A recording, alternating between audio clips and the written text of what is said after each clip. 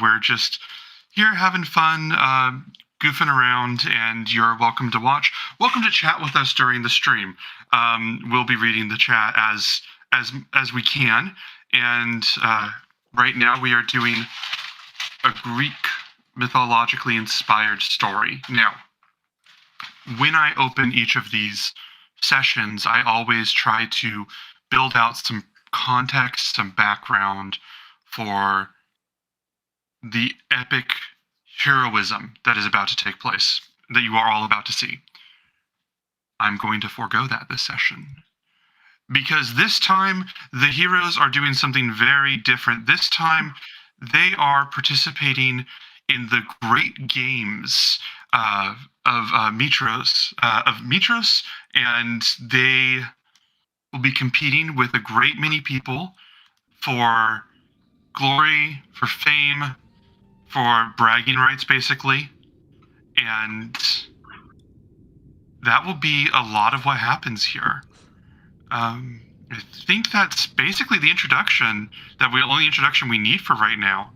So, without any further ado, I'm just going to jump into introducing, explaining, and discussing our not even our contestants, our attendees, I suppose is right to say. So going first, we won't put Jin on the roll, but we're gonna start with Allie. Allie, if you'd be so kind as to not only introduce yourself, tell us which of the games you either would like to be in or would like there to be, because I know I haven't given all the information yet. Okay, well, I'm Allie, and my character is Callista. She's a satyr, bard / warlock multiclass. And I think I'm really just excited to watch. Maybe participate in the relay. We'll see. That sounds fantastic. We do have the relay coming up. I believe it's 5 parts, and it will require a lot of coordination, and that will be pretty fantastic. In the meantime, let us see. I'm trying to put my music up so that I can remember this. Reed. We're just going clockwise, apparently. The dice decided clockwise. Reed, introduce your character. Let us know which event or how you are looking forward to participating. All right. Well, normally I'm playing Euphemion, who is a human wizard, but turns out he is not actually fantastic at being an athletic performer. And therefore, I have made a sort of a secondary character and for participating in the Javelin and Discus. All right. Yeah, you got to message. I want you to message me because we got to figure out a little bit about that. But I am excited for that. 1 second. And Tammy, would you mind introducing your character real fast? Sure. I'm Tammy. I play Kiki, the Triton Barbarian. And if there are any events today that have to do with water sports, swimming, I think Kiki would blow her competition out of the water. And we're going to take just a moment to be grateful that Jim wasn't here for what the setup that was either intentional or not. I don't know, but that was amazing. Hello, and Jen is playing Krarin, a very unlucky but very determined wood elf monk, and they will be in a little bit later. Okay, over here just set up this so perfect, and then remember that there's like family in the room. Wait a second.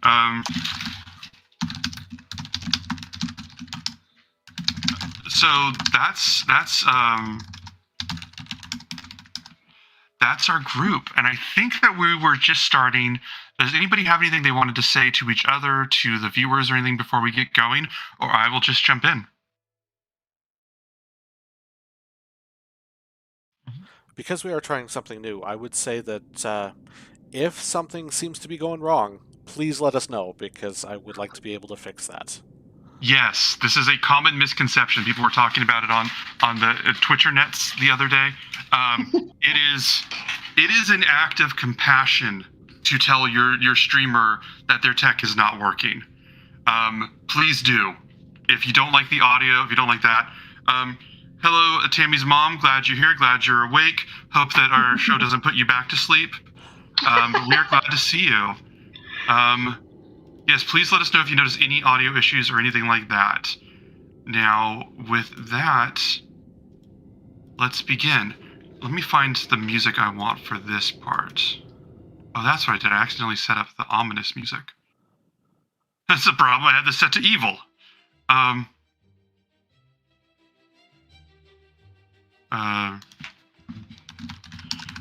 One second.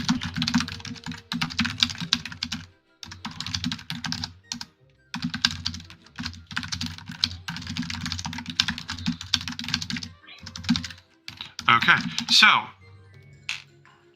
you all are at the Colosseum at the bottom of that's been built at the bottom of Mount Volcana, and as I described before, this is kind of the day before. This is like if you've ever been to one of those cons, there's like the day before, the morning when everyone's just everyone's like excitedly interacting and milling about, and there's like people are there's like marketplaces there that are selling food and everything, but there's like not actually any event. It's just like this incredibly palpable pre-energy that's happening.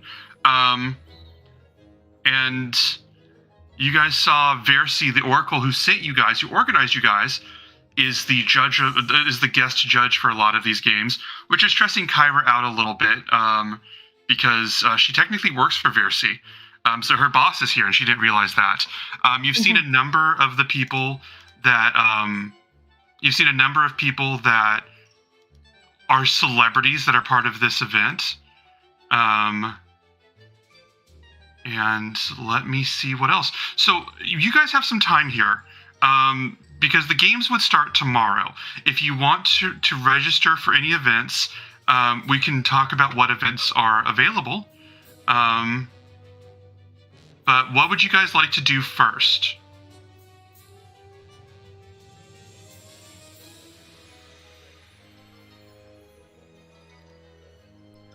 I don't know. Is there anything anyone Yeah, 'cause is right now looking forward to?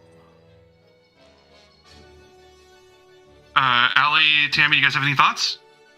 I honestly would like to learn more about the relay. Okay. Excellent. So if you would want to go over, basically, I think you wandered a little bit away. I did. What was it? You wandered a little bit away at the beginning, but did you want to return with the group and ask about this, or do you want to just like continue wandering and find yourself? I figured I'd just come right back once she left me. Okay. You met Falana the nymph, who has a lot of fanboys and fangirls. Very excited. You return back. Yeah, Kyra would be happy to see you, and would just basically, I think like everyone would just be like, or she'd be like, okay, yeah, no, we can find out. She goes, they change it every year. It's not a secret what it is, but they always try and make it a little different because they like to mix it up, and if you know, it's better because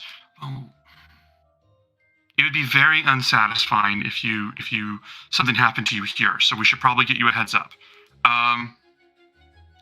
And she's looking around. She goes, okay, I'm gonna look up the relay. Do you guys want to come with me? Do you three want to come with me? She's pointing to Kraren, Kiki, and Euphemian. I would definitely want to find more information about the relay as well. Okay. And she goes, okay. What was it? She goes, okay, well, here we go. And I think she would grab Kiki's hand and Callista's hand and just be like guiding you, because she's kind of like starting to bubble up with this energy, like, yeah, like her con. She's like, oh my gosh, you guys have to see all of this. So she's taking Kiki because like okay, it's fucking Kiki. Like, if you're doing an athletic event, like that's the person you're gonna explain the rules to first. So she like takes you guys. They look over and you see all of these I want to say like stands to set up applications and stuff, but like there are very few applications because you have to qualify in the events, and then you have to not only do you have to qualify in the events, but it can be very dangerous. And there's the battle that I told you. The opening of the games is a fight. Is you get everyone that's entered sort of fights until one person has died, which was instituted by Titan Sidon. So people don't really casually enter this like on a lark. They enter when they're like fucking ready. So The reason I say that is because even though the booth is for signing up, there's like lots of information and like I would say like scrolls and stuff that are like with like sketches and art of the events that are taking place, and a lot of people that are staring kind of watching the booth because the people who come up there are like, oh, are they entering? How do we think they're going to do? When you guys come up to the booth, before you have a chance to see anything, you hear a few people. Let me see real fast. I want to roll a die on this.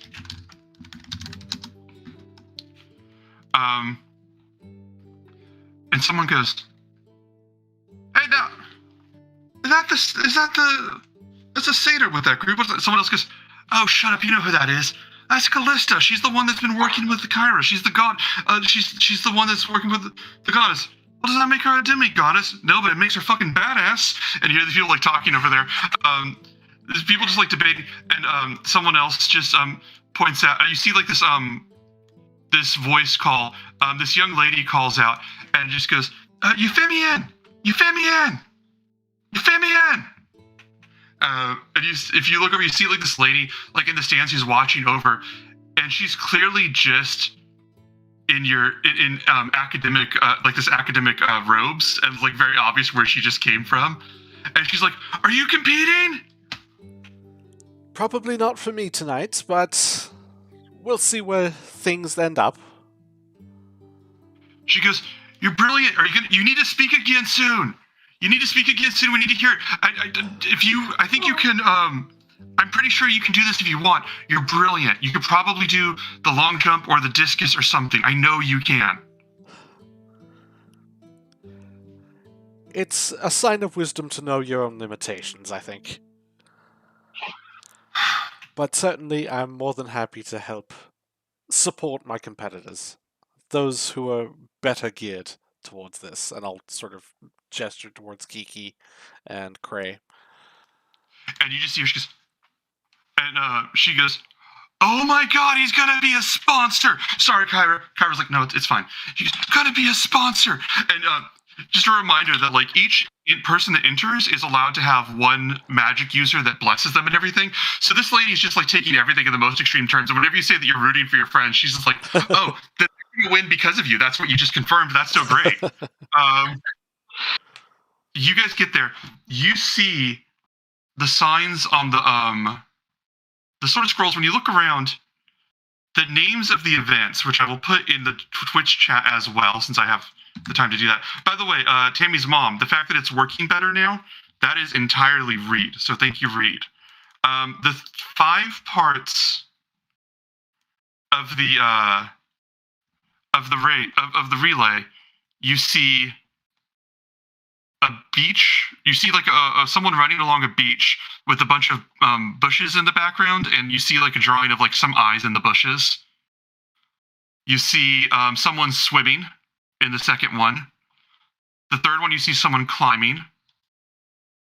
The fourth one, you see someone running basically through almost like, you know that effect people do when they depict the parting of the Red Sea? You know, like it's like that. Someone running through that, but both sides are walls of fire spreading across. Oh. And then the fifth one is someone running along the beach again. But this one they've got like the baton, and it looks very fierce and like, you know, powerful. Like it's like a hero moment kind of drawing. But you see a shadow looming over them.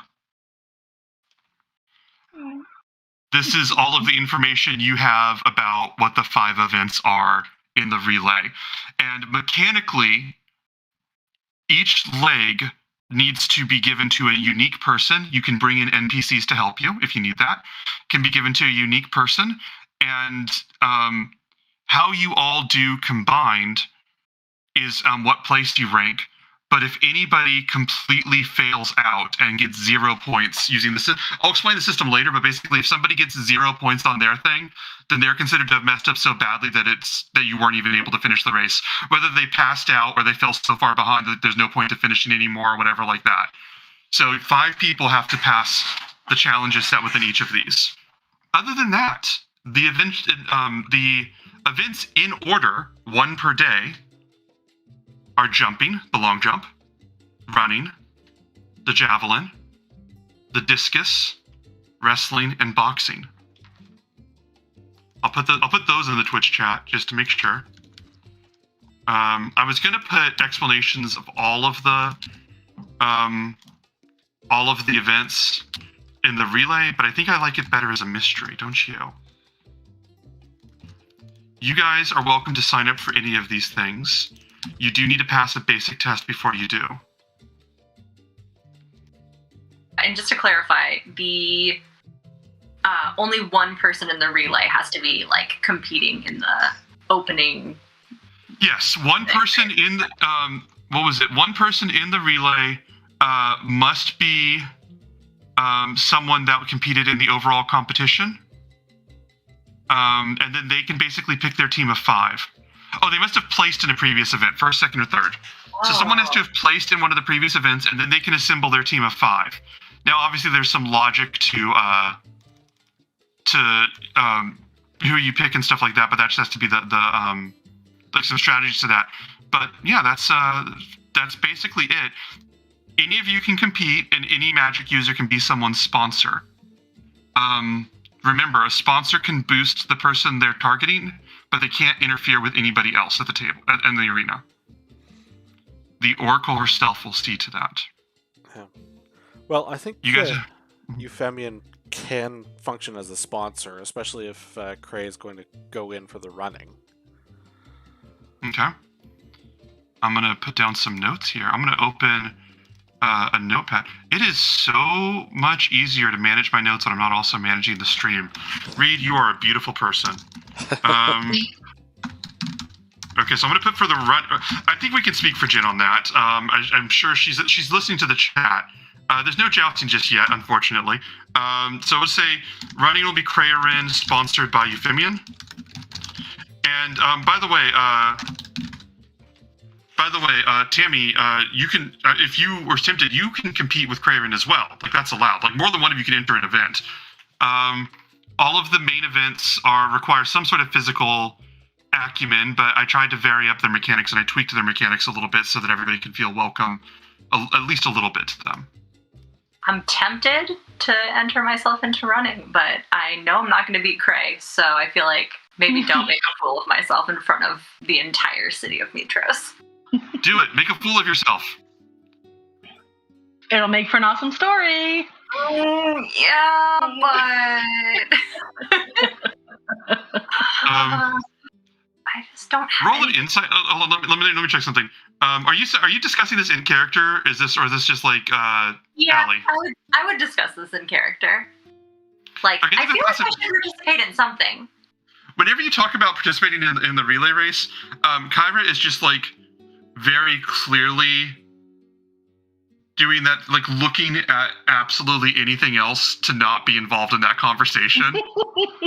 Like, she just does not want. She clearly her focus on God's earth right now is to not be asked what her opinion is on you entering the race. Kyra, what do you think? I think, and she turns and she looks and she goes, I think that you're very heroic and very brave, and I admire that about you. Okay, I get it. I want to enter. You can do whatever you want. Like, I mean, I'm sure Versi chose you all because you're very bold, and I mean, that's fine. We know that I'm not here for my athleticism. It's okay.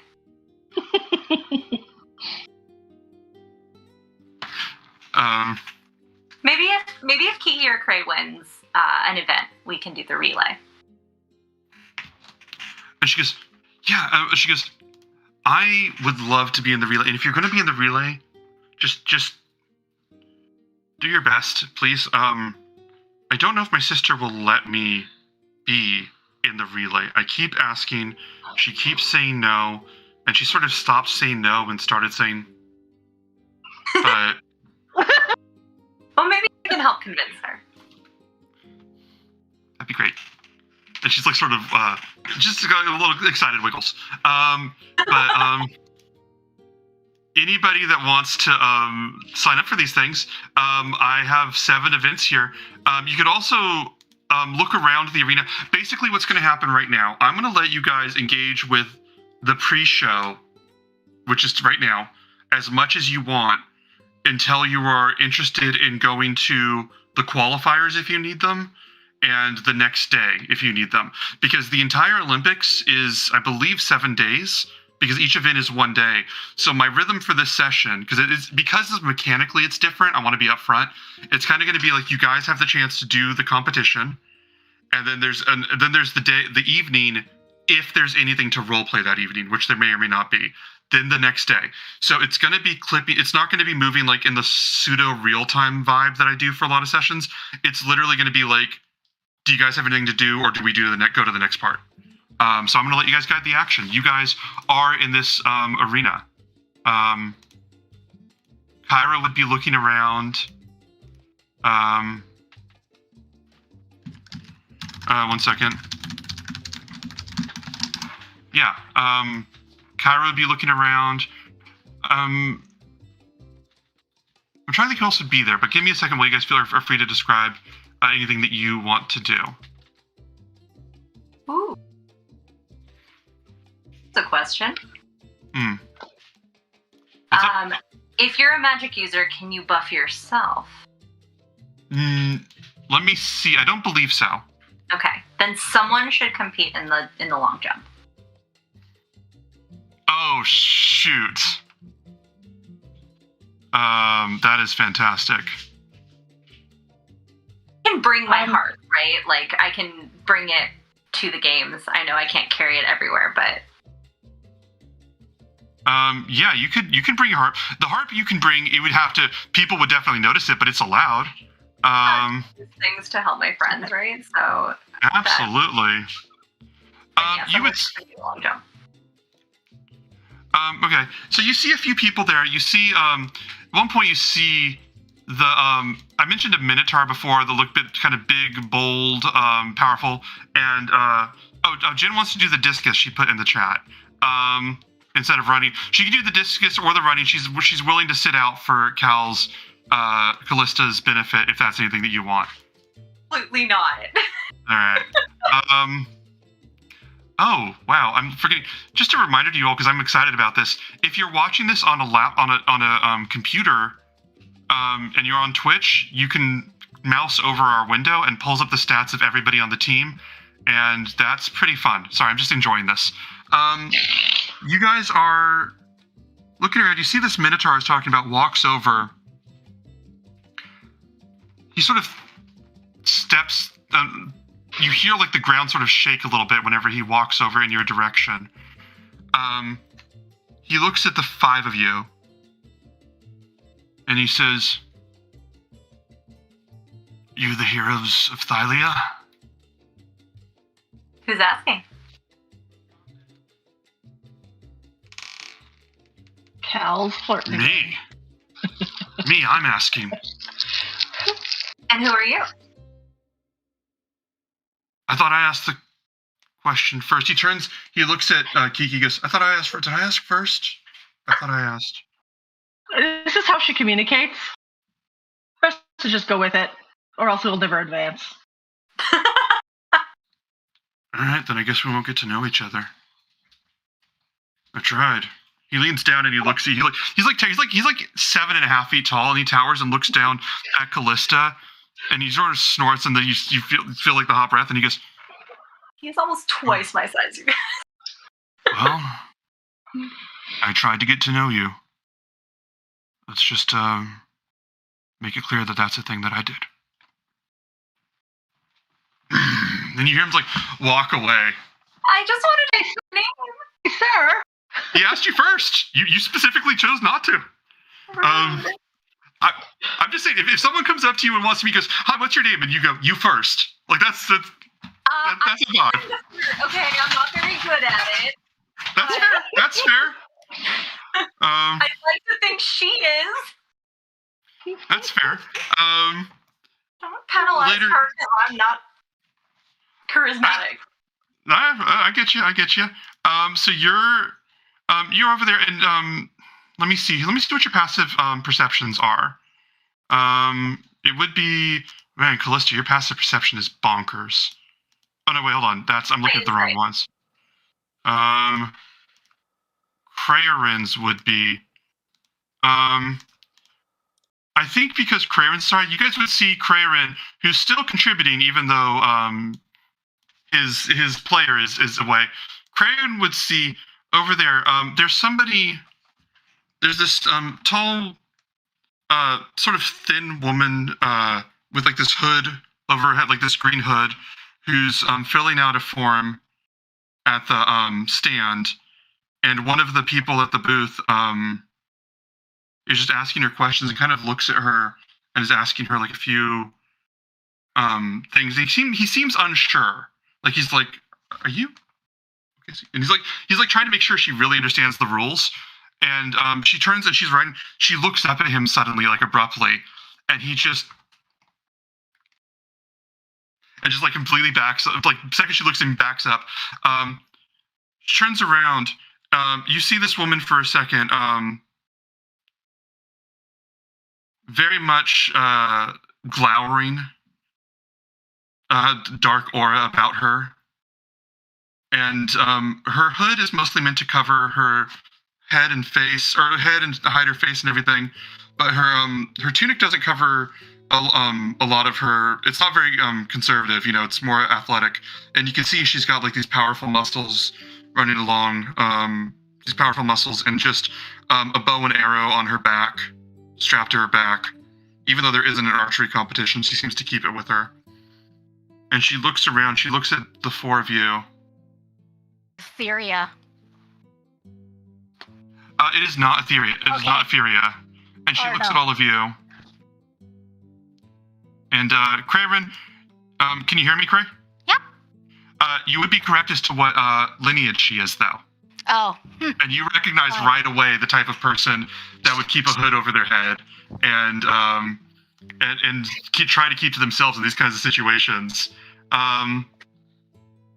She looks at you because you're the one that noticed her, so you can have everyone else would sort of see you looking at somebody, but it's your call if you want to do anything specific.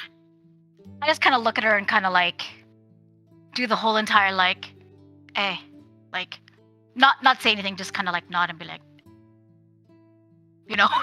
Does that make sense? Like, do the head nod? Yeah. You know, like. She looks at you, and her eyes sort of scan you up and down, and you can tell, like, in universe, she's basically doing an insight check on you. And then she just sort of turns and walks away. Oh, and I'm just like, Jen's inner ghetto is coming out. Kyra looks at Craven and just sort of like slaps you on the arm, and she goes, "Oh my god, you already have a rival. You have an arch rival. This is." Yeah, it's my life. Okay, my whole life. It's great. Mm-hmm. She goes, "We already have the games happening, and now we already have a rival, now you already have an arch rival. I was worried you guys wouldn't get one. God, if this was a clean victory, that would be the worst. This is good. This is good." Just as long as we don't die. So, Cal, you know, honestly, you're amazing. If you want to go running, then you can go running. I'll go and like do like javelin or something else. But I mean, absolutely not. It was more of like I feel like I should do something, but you know, I'll just let you win and then I'll participate in the relay. It'll be great. Okay. Although I'm pretty sure it's Kiki who's probably gonna kick ass in boxing or whatever. You can both win. That the entirety of us are going to participate in every event. Because it might be fun. Because if we win... I will remind you, I am a scholar. But a very smart scholar. Because that's right. If I could make my brain do the running for me, I'm sure that would be a powerful factor, but as it is, my legs are somewhat less strong. Okay, and I poke his eyes. There. Okay, fine. And Kyra takes your hand and just puts it aside. Crane puts it aside. Goes, he's good on the inside. That counts too. Just not for this week.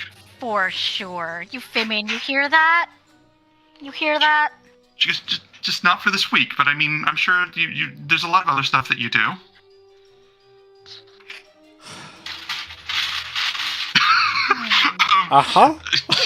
Kiki, are you going to? Kyra doesn't always know what she's saying. Does anyone else feel like I shouldn't have chased away the Minotaur? Like, Kyra, I really want you to participate with us in the relay, but if you can't, we'll need a fifth. Wait, do you want the Minotaur to be the fifth?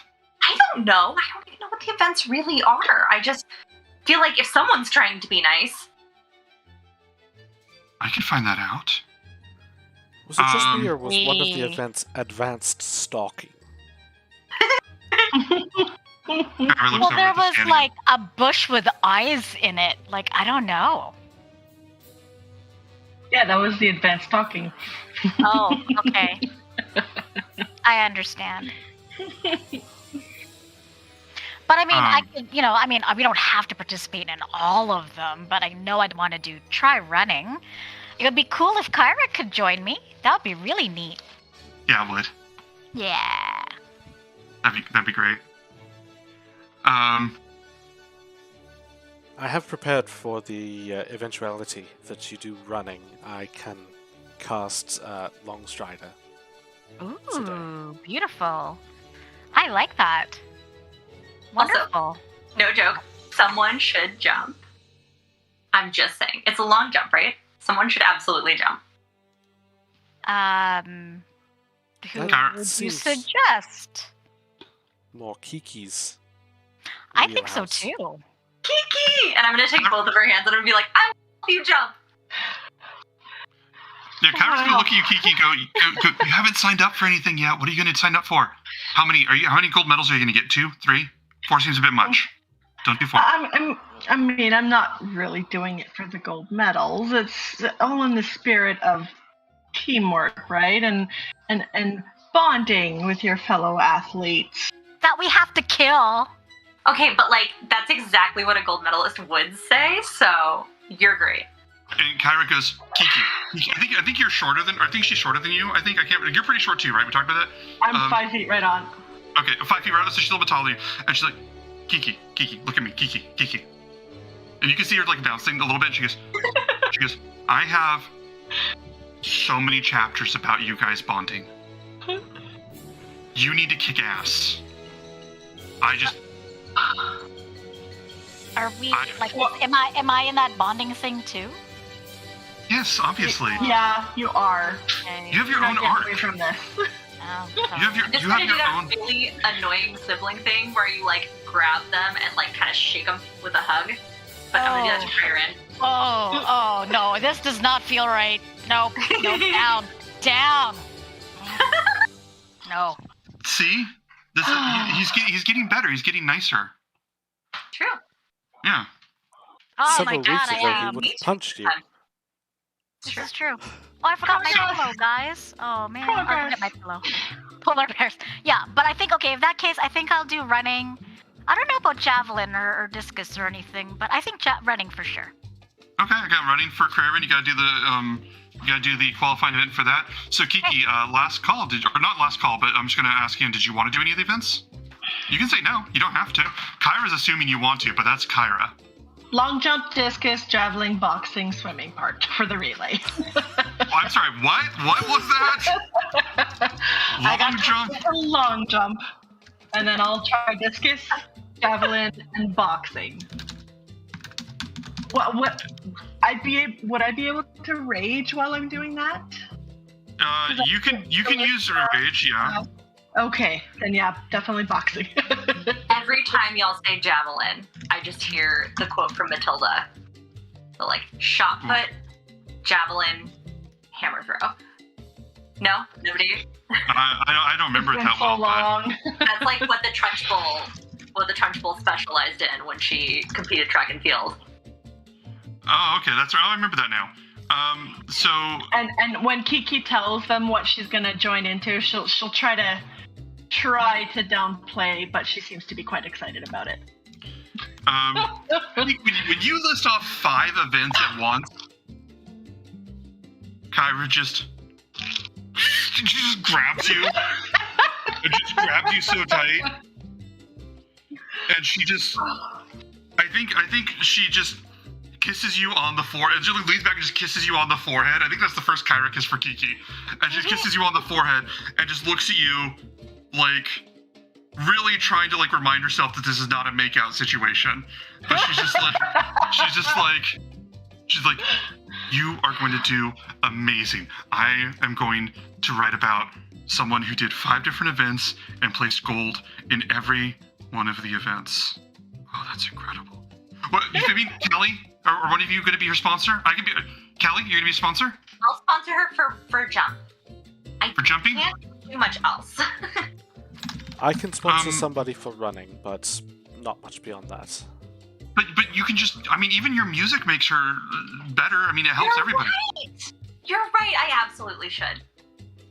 Okay, so last call. Who's sponsor? Is anybody sponsoring Kiki for javelin, discus, or boxing?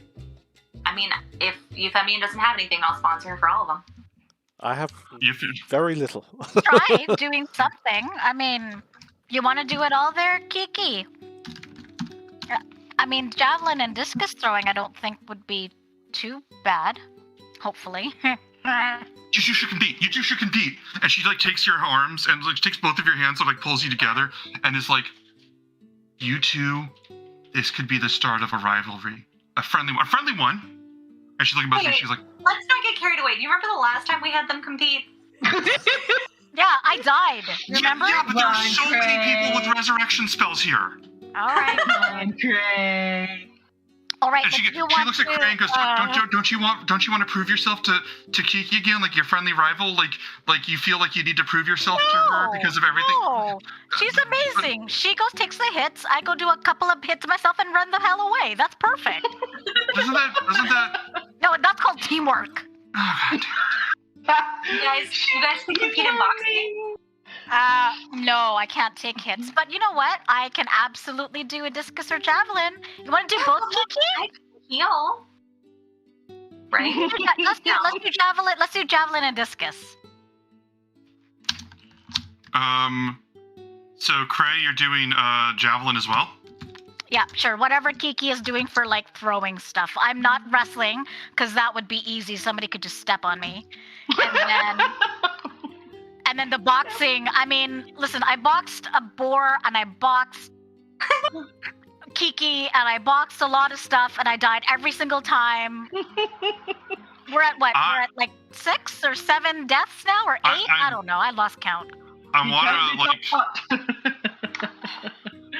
I really want to. I do that smile. That's fucking perfect.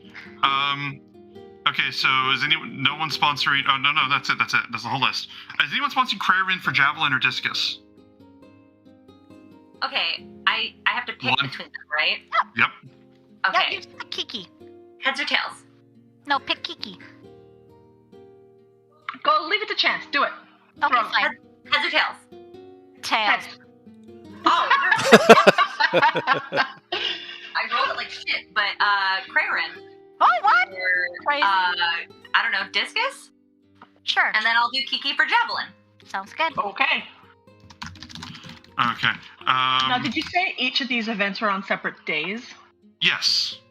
Okay. So what was it? There might be days where not much happens for one person or another. We're gonna try and speed through this. You guys are. You guys have this. Is there anything that you guys want to do right now on this day in particular? Yeah. Because I will need I'm sorry, what? Yes. Okay, go for it. I want to find Valis. Okay. Valis would be really crowded, but you would be able to eventually. Actually, you know what? I'm gonna have. No, I was gonna have you make a check to try and get to her, even a persuasion check or something, because she's gonna have a crowd. But no, when you get there, is anybody going with Callista to Valis? Sure. Yeah, I'll go with Rita, I it. couldn't hear you. Okay. All right. Tammy, are you going? Might as well. All right. So what was it? Oh, I think Fatima is watching. Oh, Fatima's here. Hello, Fatima. Hi, welcome to Twitch. Yes, we're discussing. We are discussing possibly switching to Twitch exclusively in the future. Not now, but a while in the future. And when that conversation came up, we were like, well, Fatima always watches the Facebook, so we got to see how Twitch is for her. Like, that's literally a conversation we had. So, Kiki, all of you all make your way there. When you get there, Valis is with King Acostus, and they're talking about things. Valis is basically, I would say this is a rare moment of actually seeing Valis and Acostus genuinely, I don't know if it's called syncopated, like when you're complete synchronization and working together well. Because genuinely Valis is talking to people, and you see her like pointing at people and talking to people and just like making all of these decisions about the plans, like, yes, no, we can do that, we can start this then.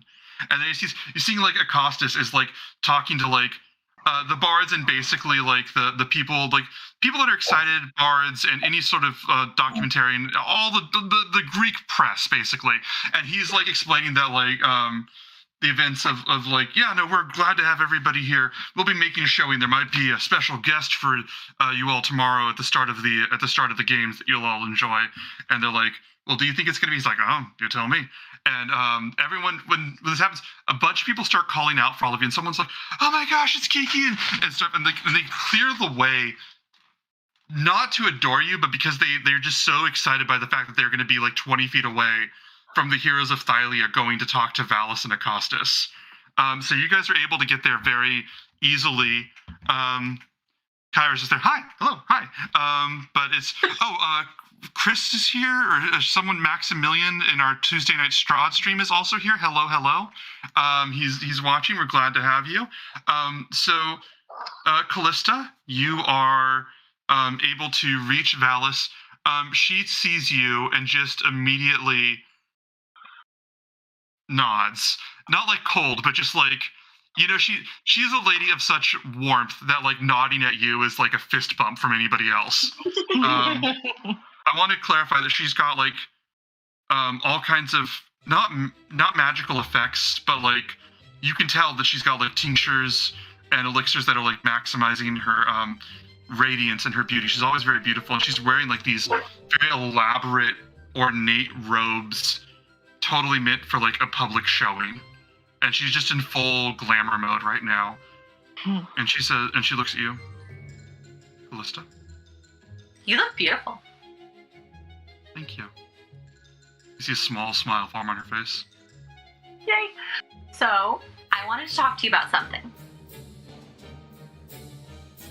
Okay, so Kyra mentioned that historically you haven't let her compete. Yes. I would like to ask if she could compete at least in the relay with us if one of us wins. And why would you feel that this should be the exception for her? I'm not disagreeing. By the way, this woman's very tall. She's like 6'10" or something. And she looks at you. I don't know if I've ever said that. Hi, I don't think so. I don't think I've ever said that, but she is towering. She is a towering lady. And she looks at you, and she just says, surely, if you're asking for an exception to something I've done several times, you have some justification for it. Well, I'm sure. Oh, sorry. I'm so sorry to interrupt you. Well, I just want to hear your, I want to hear your eloquence, and I'm sure that everybody watching does too. As you become aware of all of the people that are genuinely watching this interaction, like a fanboy moment for all of them. Okay, so I'm gonna turn and like wave and like blow a couple kisses, and then come back to her and just be like, see, it might be helpful for me if you would explain to me why you said no in the first place. The events are for the mortals of Thylia to aspire and to inspire. Since none of them can be gods or goddesses, I found that it would be. When she says that. What's that? I look at Kiki when she says that. Yeah. She would say, I don't think that it would really meet the needs of the people. Okay. Feel like a celebrity kiss thing. What if she could You know? compete but not win? Like, if she comes in first, it's like, oh, she's a goddess, that's fine. She doesn't get gold, but she could at least compete and participate. Although I guess with the relay, she would have to be allowed to win so that we could win. Like a special a guest appearance. I mean, to be fair, there are a lot of things that I can't do that would put me at a disadvantage with competing against some of the other contestants, and heaven knows that I will be sponsoring our contestants, so it's not like everyone's on an equal playing field anyway. Roll a persuasion check. Just flat? Persuasion check DC 15. But how about No. advantage? Because I'm helping. Oh yeah, you are helping. Yeah, roll with advantage. With That is a advantage. bonus. Okay, I'll take that. Okay. Okay, so that's a total of 19. All right. She looks and she says,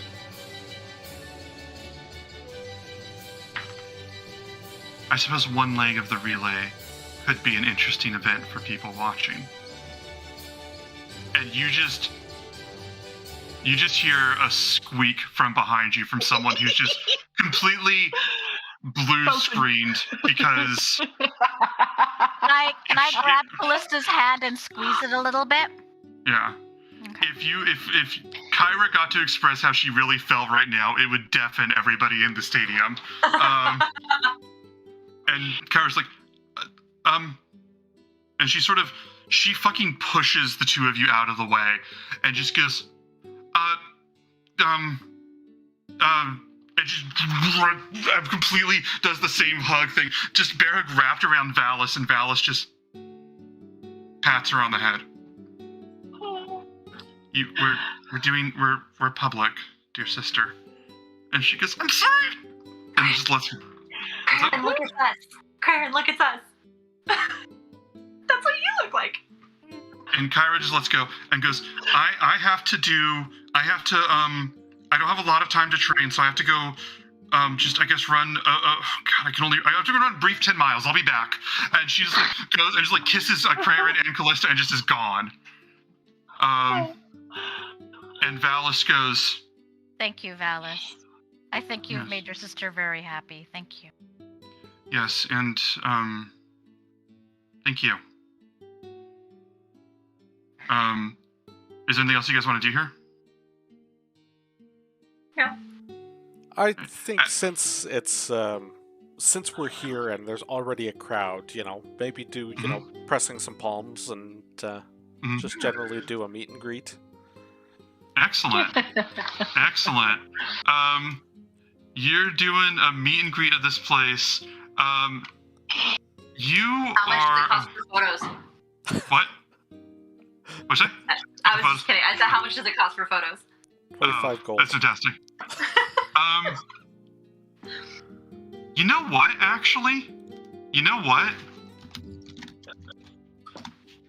I'm gonna say you're doing this meet and greet, and this beautiful young lady comes over to Euphemian while you're like greeting people, and she goes, "Hi, listen, I have listen, will you sign something for me?" Do it. I'll bring out my quill. Okay. And she reaches into her satchel and she pulls out this spell book, and she holds it out to you, and she goes, "If you could just sign this." She goes, it reaches into another pocket and she pulls out this bag. She goes, "I will pay. I have 7 gold I can spare. If you will sign this, I will give you 7 gold." I will sign it to my biggest fan, Euphemian. And I'll say, just go ahead and donate to a good cause. I will. And she takes the book, walks off. As she does, you hear, you start to smell something a little foul, and you see behind you, or you start to smell, and you hear this person, this voice just go, "Oh yeah, no, I think she's I think she just got it hard for you. Well, I don't know if that's the term, whatever the term is for her type, but she's got it bad for you, right? And you turn around, you see this halfling who's clearly smells like, looks like, and dresses like he hasn't bathed in like 6 weeks. And you see like everybody, the people around you are trying very hard to not acknowledge how physically repulsive this guy is just to be around, for some reason. And he just looks at you and goes, "So you're Euphemian. You're the brains of the operation. Is that right?" I'm not sure I would go that far, but certainly I'm the party wizard. Alright. Well, I've heard a lot about each of you, and you seem the type. You're probably one of those. You're really pretty. You're one of those people, different bed every night kind of thing, right? Like in a good way. It's a good way. It's a compliment. Like sometimes, you know, being easy is a good thing, I guess, for some people. So like, but you're the one, right?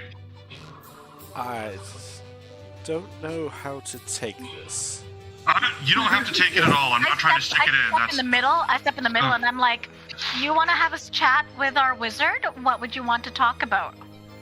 Oh, it's what he wants to talk about.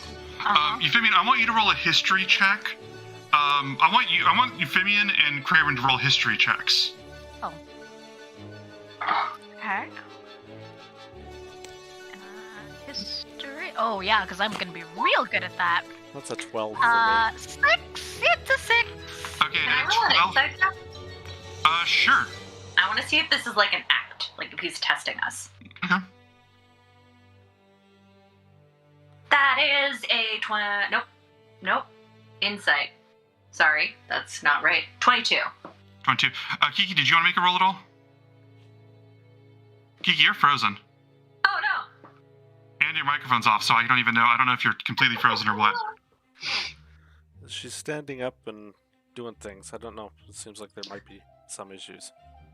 All right. Well, I guess we'll keep going. We can summarize it for her in a second. But this guy, no, he is legit. He is genuinely has the confidence and swagger of a person who knows that he doesn't need to fear anything. Like, genuinely, like if someone like a super rich celebrity just walked into a place and you can tell, like, they just know that, like, there is nothing that can go wrong for them in that place. He's just kind of his attitude. So he has no qualms about being crass at all like that. What was it? Euphemian, out of 12, you would know there are some people that can get away with something like this, being this unpleasant. Usually there's someone that has something to offer. In Mitros, I'll say at a 12, there is a very famous, not oracle, but wise man, who is always, whose knowledge and wisdom is revered for his insight, to the point that people are willing to put up with how repugnant he is on absolutely every single measurable level in God's green earth. Oh, we lost her, and that's going to be a tech issue. Bear with us for the tech for a second. Did you? I guess we'll hear back from a moment. But while we're fixing that, he would look. I guess bear with us for a moment, audience.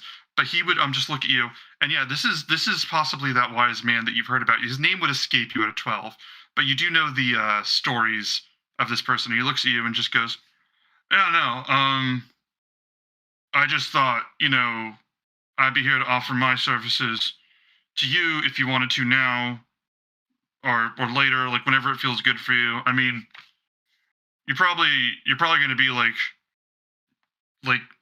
waist deep in fans at the end of tonight, so I can come back later if you wanted to. It's up to you." Like, are you asking for a good time here? Like, what do you want? No, I know not nothing. my type. No. Okay, all right. No. Well, Do you not know who I am? I have no idea who you are. Oh shit! Sorry. Okay. He walks over and he goes, "Vitalis, wisest mortal in Mitros. Pleasure to meet you. Alice. Pleasure is mine. And I look at Euphemian, like, should I be nice to this guy? Like, No, mhm. You should definitely be nice to me. Like, he picks up on what you're looking at. does He picks he? up on the, Oh, okay. Yeah, he looks at me and he goes, no, you should definitely be nice to me. Uh-huh. Because, I can see every fucking thing. Because the world... I hate having to do this presentation, but you guys are fucking worth it. The world is a series of veils and curtains that we put up. Like, if you are looking at reality and you put, like, a thin cloth between you and reality, you can still see it, right? Like, you can still see reality on the other side. Let's say reality is the sun or a tree. And you put one veil, and that is your own worries. You can still see it. You put in another veil. Okay. And that is your prejudice of what you want to be true. And you put in another veil. You see where I'm going, it all goes to shit. So basically we're all shit is what you're saying. All right. No, I'm saying that you choose to be dumb as shit. But the thing is... Certainly that's true in Cray's case. He goes, and the thing is, me, I'm the wisest fucker here because I don't care about anything but the truth. At all. You're a judge kind of thing, like with the Oracle. Okay, I gotcha. I don't... You can handle this. I don't need to be here, right? I don't judge, I just want to know. Certainly I would appreciate any insight that could be offered. Listen. You hear him just, like, let rip this huge fart right now while he's, like, the investigator. Listen. Okay? Yeah, Gray has stepped away. You don't fully appreciate who I am, and that's fine. I wouldn't give a shit about who I was if I met me like this either. You got a lot going on. You got all of this doubt you're dealing with, plus the shit that you started at the academy. You got to get your thoughts together. I'm offering you a one-time thing. One time, okay? You need advice. I'll give you advice. You hear me on the wants thing? Yes, I understand.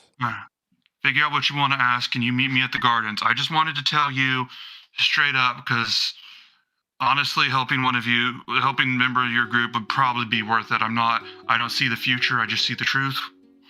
So, that just seems like a thing I should do. She turns and looks at Craig. Are you still scared of how I smell? Fucking hell, what are your priorities? You just farted and you smell. Okay, I don't even know. You know what? I'll just join you, and I rip one out too. Engage in the real world. Stop putting up the veils.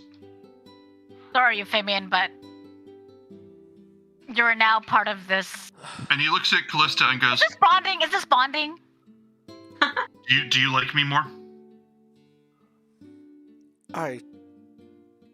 Me? Okay, well then I guess it's not bonding now, is it? Okay, alright, well.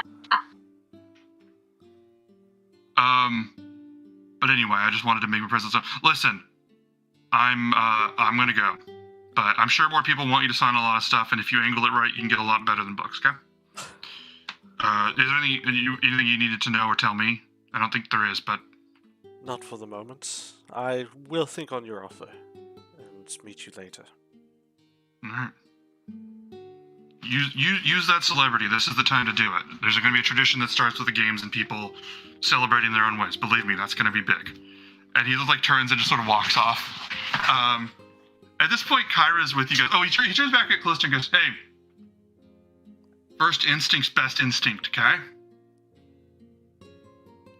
Okay. He turns and he walks off. And you just see everybody that is within his line of sight is super polite. And then, like, the second he's out of their range, you see them just like...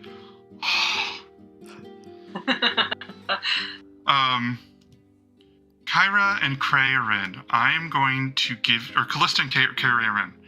I'm going to give you something a sliver of a thing that wouldn't have been the priority at the moment, which is how I didn't give it to you at that exact second. Valis is very even in her speech. She does not, unlike me, she does not mess up in what she's saying. She does not pick the wrong words. You two have incredible passive insights, which is why you noticed that she sort of paused for a moment and sort of thought about her own words when she said, like, you think about this moment, like your mind just flashes back and she's just like, you can't, or Kyra would not be aspirational for them because mortals cannot become gods. And she just like stops for a second, just thinks about her own statement and then proceeds. Something about the fact that she said that troubled herself. That would sit in your mind. It is anybody's action what they want to do. Like I said, and Jen, I don't know if you heard it, I genuinely, for the purposes of this specific session, I'm just going to keep giving you guys stuff until you want to move ahead to the next day or to qualifying events or something. Right. I did hear that, thank you. Mm-hmm. I am going to... I assume in among the crowd there's going to be some children. Mm-hmm. Yeah, there'd be lots of kids. Absolutely. Yeah. I'm going to gather some of them around. I'm going to cast... I'm going to take out 2 silver pieces. Mm-hmm. And I'm going to cast Tiny Servant on each of them. Mm-hmm. And I'm going to send them out. Go catch! And the little tiny servant coins will go running out into the audience for the kids to try to catch. This is wonderful. All of the kids, you hear all of their squeeze of delight and all of their just absolute joy as they're running after it, all of them. What was it? And you hear this man walks up to you, when you do that, he goes, "Oh, that's good. That's good. If I may try as well." And he reaches like into the, like his toga sort of like a sash, and he reaches into here and he pulls out like 5 gold coins. He goes, "No, I don't have the magic that you do, wise man." And he throws like 5 coins, and you hear like a bunch of the kids like shout and just sort of it just exponentializes as they're in there. And he goes, and he looks and he goes, "My name's Leyland. I'll be entering in the competition, and I believe, if my sources are correct, you would be one of the members of the Heroes of Thylia. That's very good. That's very good. Though, and he reaches over and he squeezes your arm, which you can do whatever you want if you want to react to that. Whatever, he squeezes your arm. He goes, just trust it. You're probably more of a sponsor, aren't you?" "Oh, no, I just wanted to get to know all of the competition here. If I'm a scope," and he sort of looks around like this very like posy, like very pose thing, like the Captain Hammer kind of pose thing. And he looks around and he goes, "If I'm getting a lay of the land, my name's Leyland, lay of the land." All right, you'll get it later. You're wise. Yeah, that's real good. What do you need with it for Euphemian? I wanted to see his allies. You're Scrappy. You're the one who keeps dying, right? Yeah, and you're the one who has a big mouth. What do you want? I just want to meet the competition. I'm entering the games. No subterfuge, no danger or anything like that. What about the hot fit fish person? Is that okay to say? Okay. I No. suggest doing it to her face. And he looks at you and goes, "Oh, looks at you, hi. Forgive me, I don't know the etiquette. My name is Leyland. 2 L's. Good for you. Go get laid somewhere else. I think I will." And he just goes, "My apologies. Leyland, out." And he just like turns and walks away. Back Brannigan from Futurama, isn't it? I have lots of different people that are relevant to this event, and you guys can meet as many of them as you want today. But you throw the coins.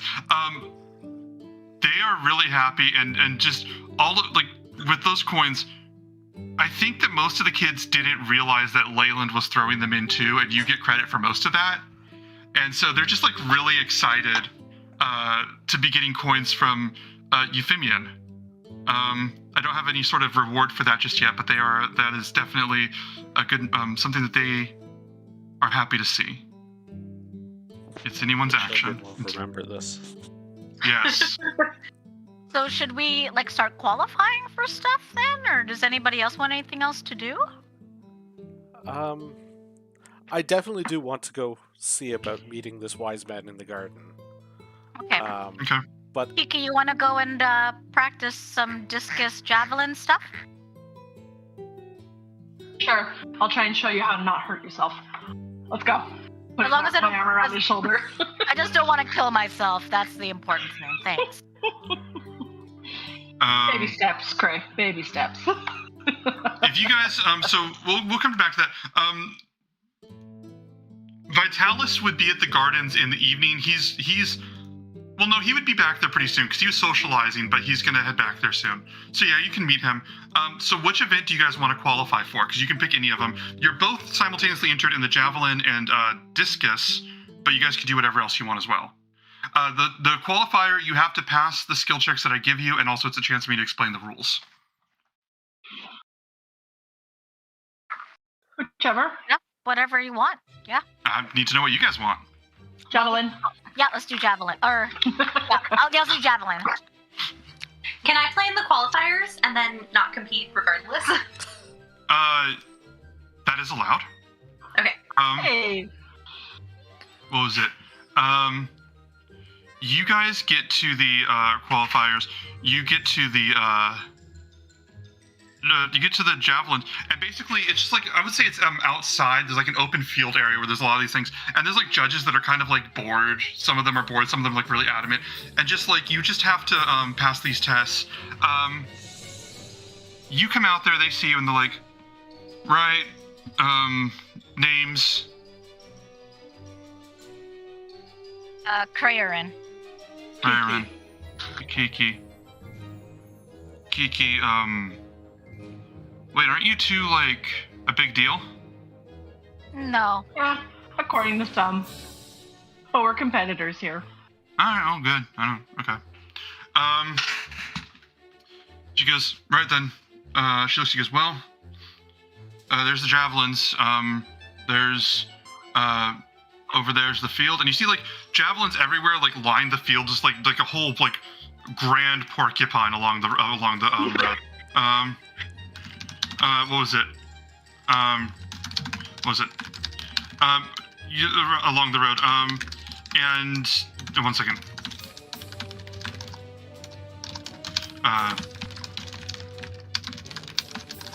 So when you're doing this, yeah, she basically just, well, you know the deal. Just grab one, throw it. If it's far, that's good. If it's really far, that's better. Just do good enough that you won't embarrass us if you're in the Coliseum.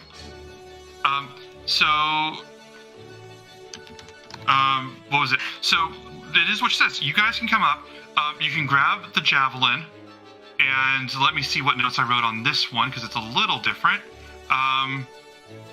Javelin's athletics. So each of you takes the javelin, and you can make a pure athletics check. This one's going to be straightforward because javelin's just like how far do you throw it. That's it. So you're going to make your athletics check. How much you exceed the target number of 15 affects how far the javelin goes.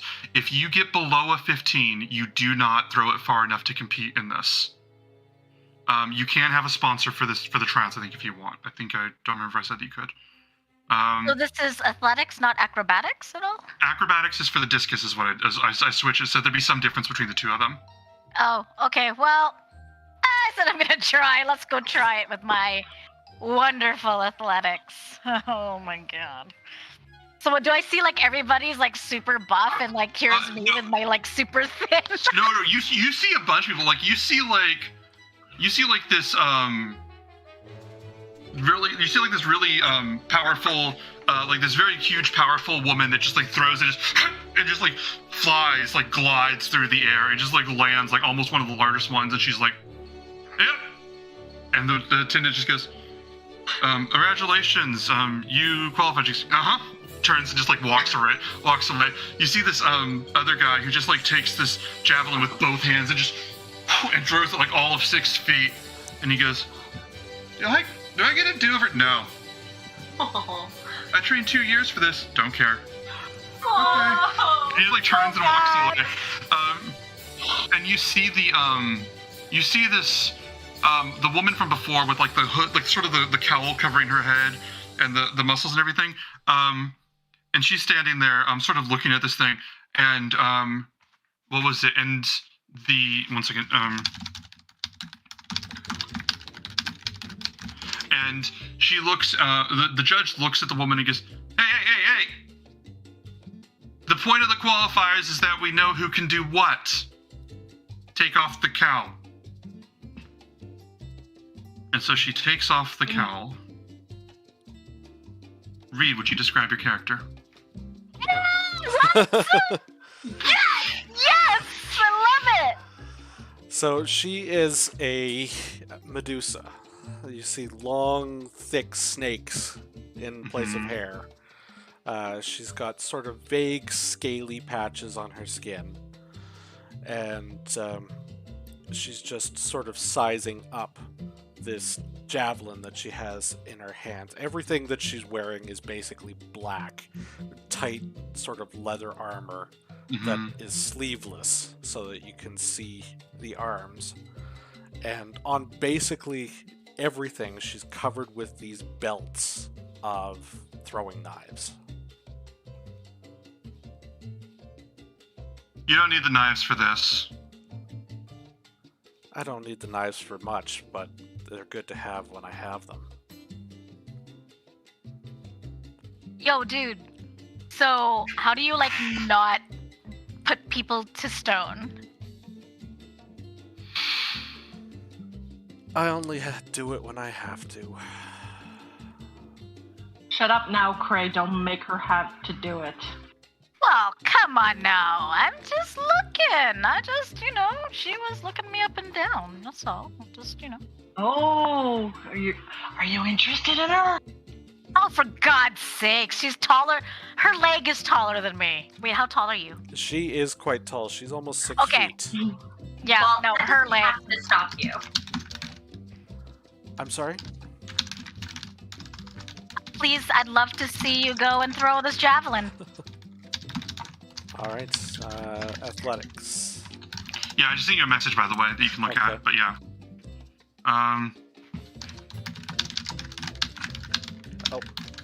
Sorry. You see what I'm saying? Yeah, no, sorry. I just see what you've got there. So that's not actually that, but it's not a good roll. Even in spite of that. It would be, yeah, that's only 12. Okay, let me see. What is the qualifying event? Okay. 12. Let me do the math. Oh, whoops. Oh, okay. Hold on. No, I did the math wrong. Okay, it's not. You have to roll a 15. That's a different event. I looked up the wrong numbers. So if you roll the 12 total, what you get is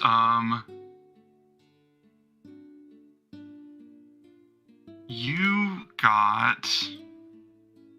For example, I'm looking up the number of calculations. Please bear with me for just a second.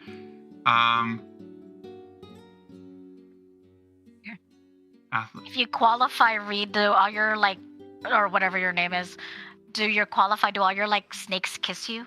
To, like, oh, yay. You No. got That's it. wonderful. Oh. No. So 12 times 3 is basically it. 12 times 3 equals plus 120 equals 1. So the way that it does is you roll your number, and then the total number you get is multiplied by 3, and then added to 120 because that's the minimum distance for a javelin. So all of it put together, you actually threw it 156 feet.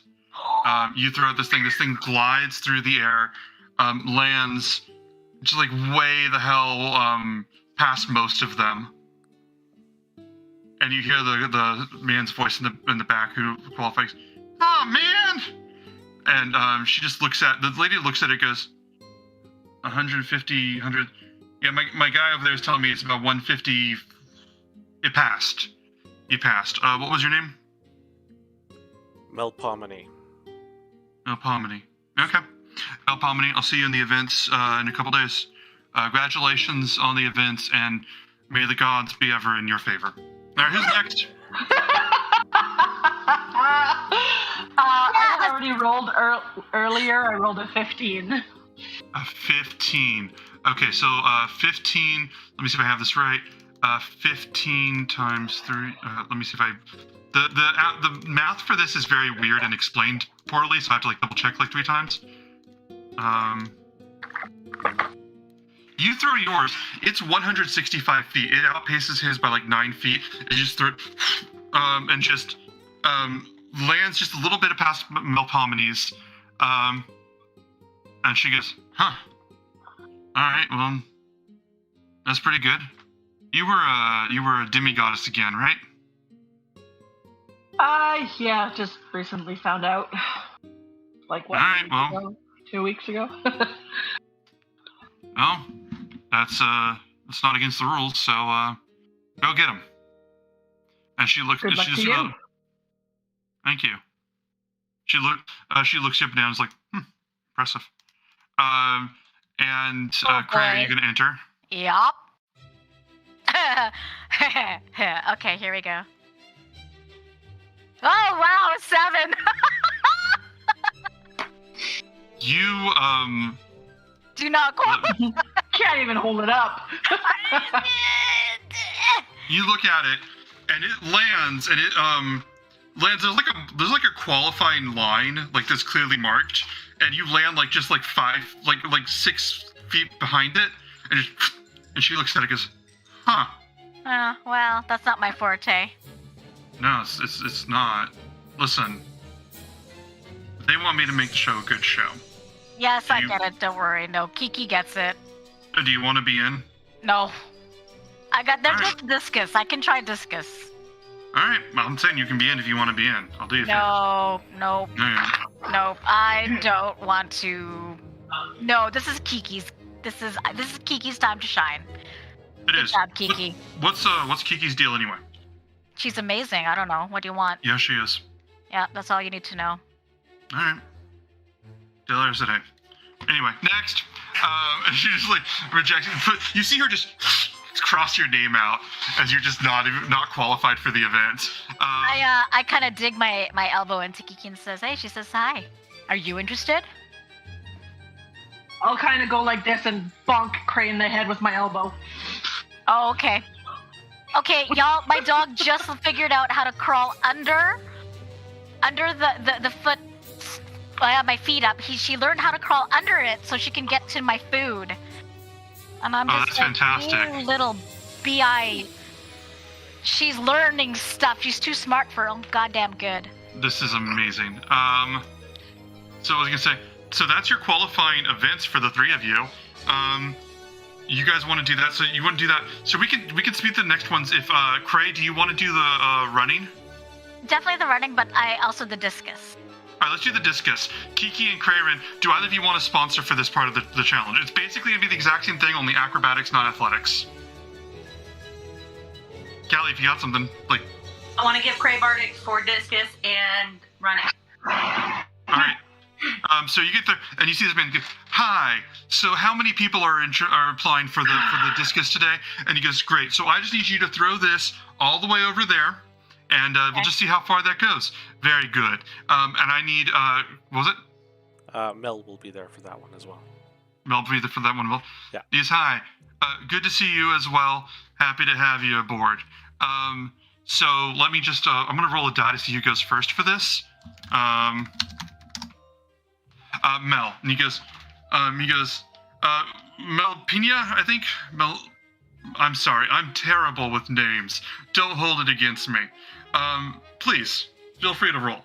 Feel free to throw. Sorry, wow, I messed that up. Feel free to throw. So that's a 23.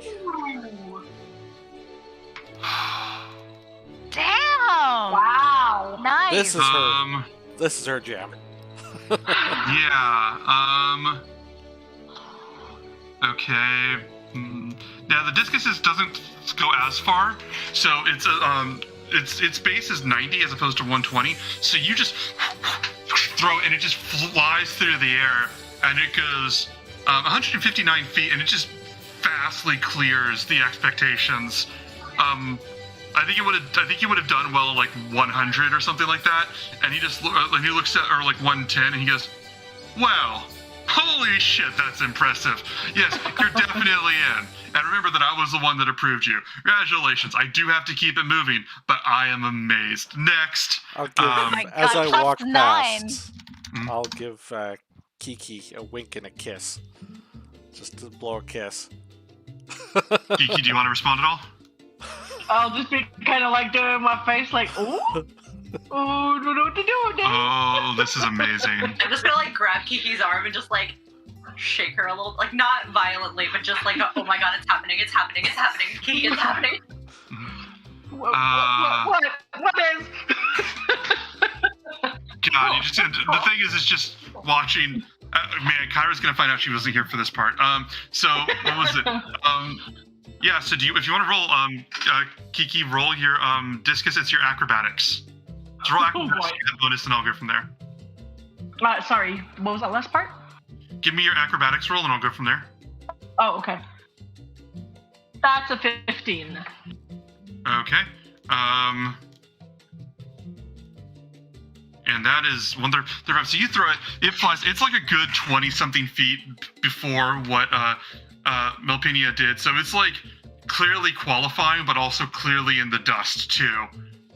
And he goes, "Well, hey, that's impressive. Not all of us can be whatever the hell she is, but it is badass. But you're trying too, so that's very good. I'm gonna mark you off as in, and we're just gonna keep going. Next. Oh no." He says when he looks at Kramer. Yup. Yes. Yup. Well, bless your heart. Yup. Bless mhm. it real good. Yup. All right, we'll get up there. Everybody's allowed to try. That's what the qualifiers are for. Yup. All right. So acrobatics, right? Yes. Man, I hope As Craig goes up, I'll go slap on the butt. Oh, what's I'll Bardic throw a again? slap on the butt too. D6. Ooh. All right, 1d. Oh. Your acrobatics plus 1d6. Plus 1d6, so 19. You can't roll lower than a 3. Oh, okay, so So it's 21. 19, 20, 21, yeah. And you have a slap on the butt from Kiki, which doesn't And count a for anything, nice- but it's nice. Yeah. How But do you before throw or after, Kiki? How is this happening? This is During? amazing. You go up, I give you a tap on the ass. Oh, Good game. yeah. So you it flies through, goes really far, outshines Kiki's, lands, doesn't shine past hit Melpinia's, as he just goes, "Well, hey, that's pretty good. This place is full of surprises. Wouldn't be the first one I've ever seen. Please forget all of the shade that I was throwing. You're completely approved. Next." Can I just try it? I just want to try it. I don't care about competing. I just want to try it. Do it, Callista. Technically, the do it. answer is yes. Yay! Okay. Let's do this. Not that one. Woo! 18! Woohoo! Can you give yourself Eight. Bardic? No? No. No. Oh. 18. As this flies through and actually lands just a few feet in front of Kiki's. And he just looks at it and goes, "Did you want to be in the discus?"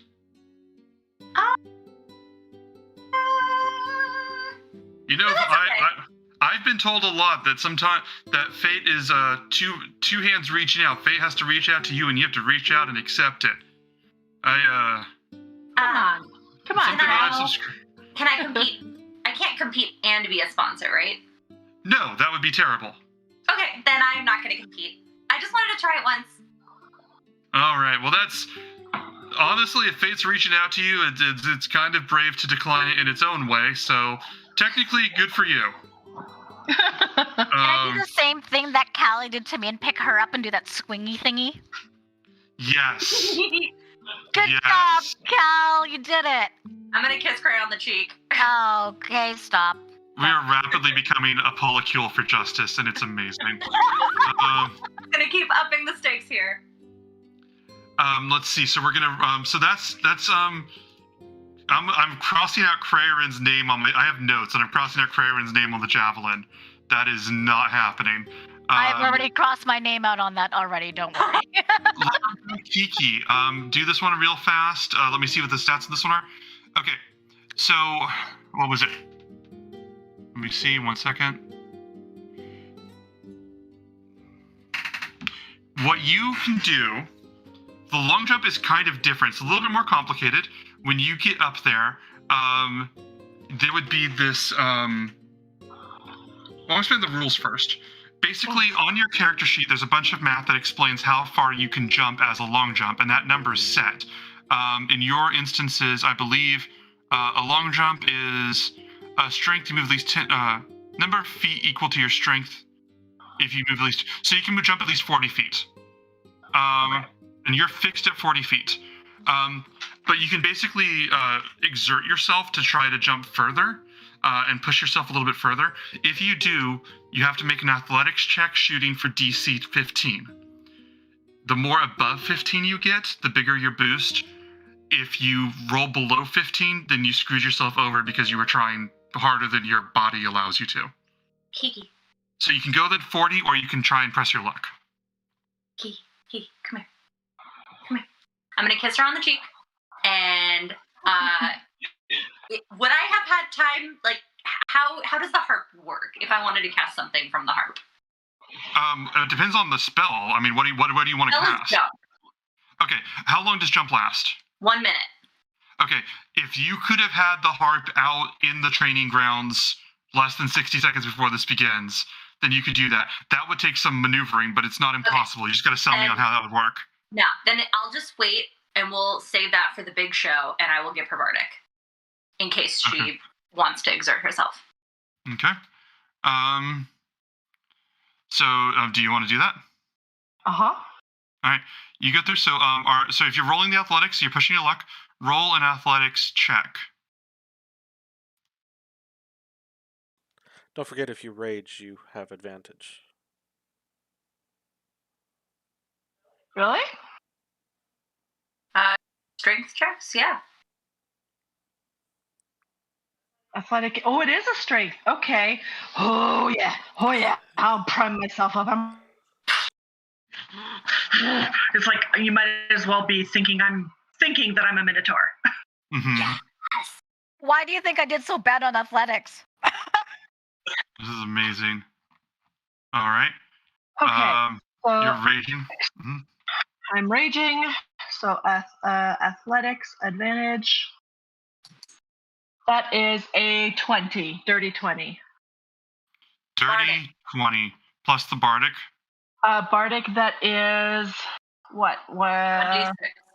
1d6. I think that should be good. 3. 23. Hold on, wait.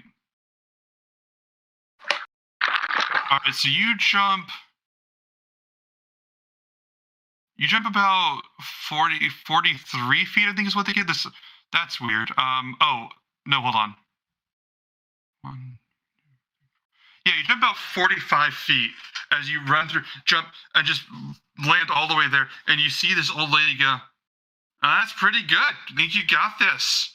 You're absolutely good. 45 feet, and she watches, she goes, you seem angry about it, though. Is that not your highest? Is that not your best? No!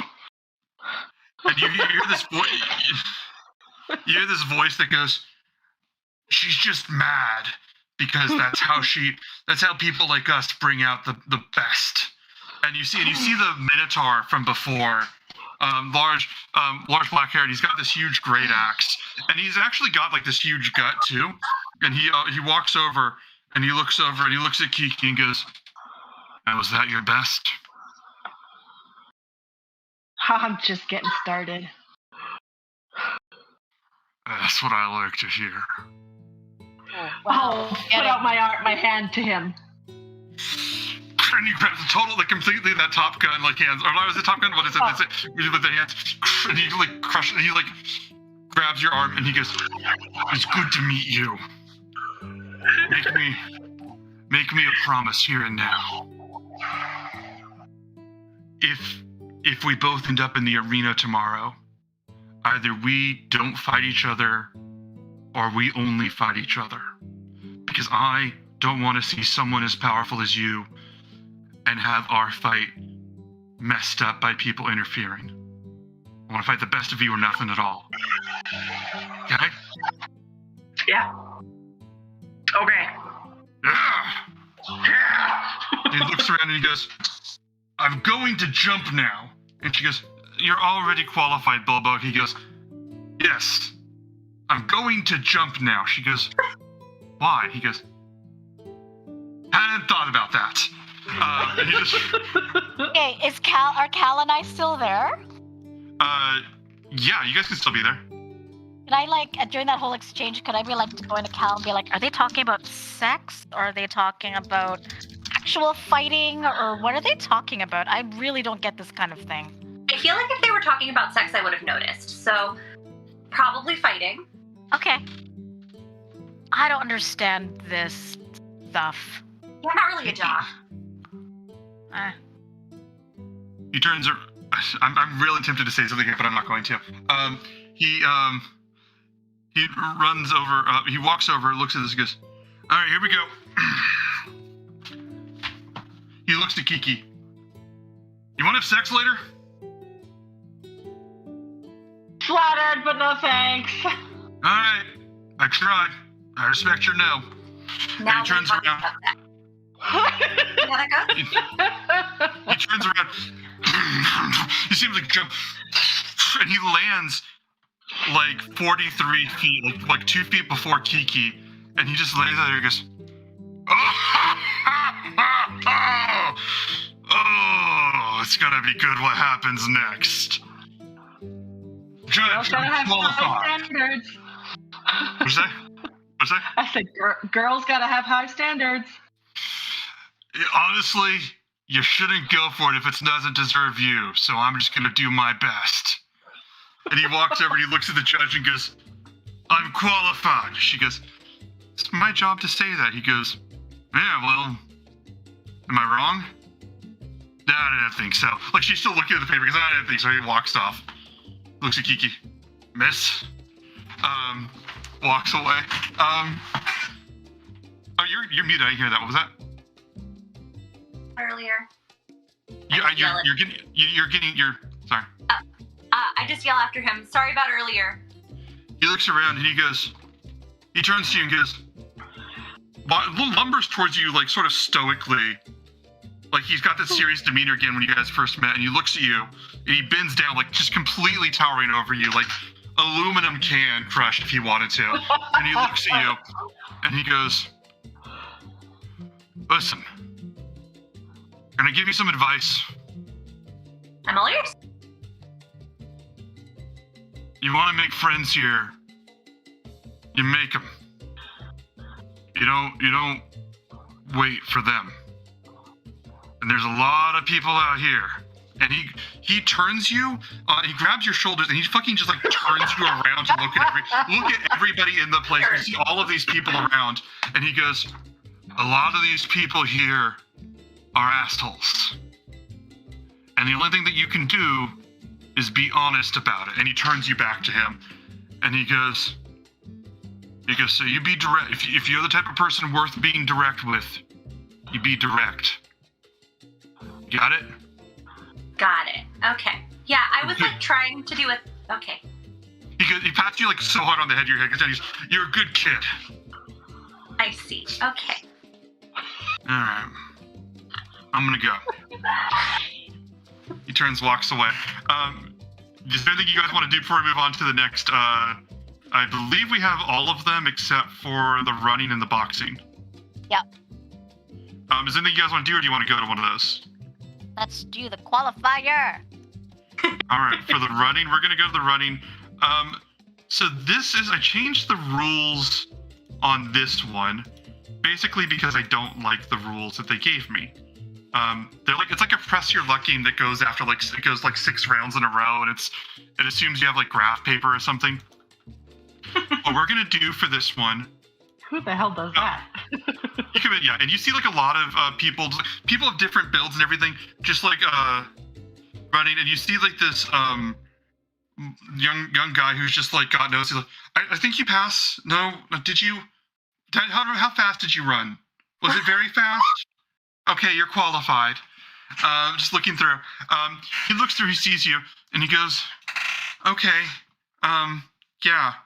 I think you're supposed to be like a legend or something, so you don't have to do this if you don't want to. I could just, honestly, oh God, someone just ran through again. Does it look like he passed? He asks Yes, you. He goes, sure. good news, you passed. Listen, do you wanna do this right now? What, like do your job or run? Because I'd rather run. No, okay, yeah, fine. I need you to make 3 acrobatics checks and write down all 3 results in a row in the chat, or put them where they're recorded at the same time. Okay. Bardic. On which one? You only redeem Bardic on one. Basically, Well, what this is going to It be. lasts 10 minutes, so can't Jen choose? Just like Yes. in combat? Yes.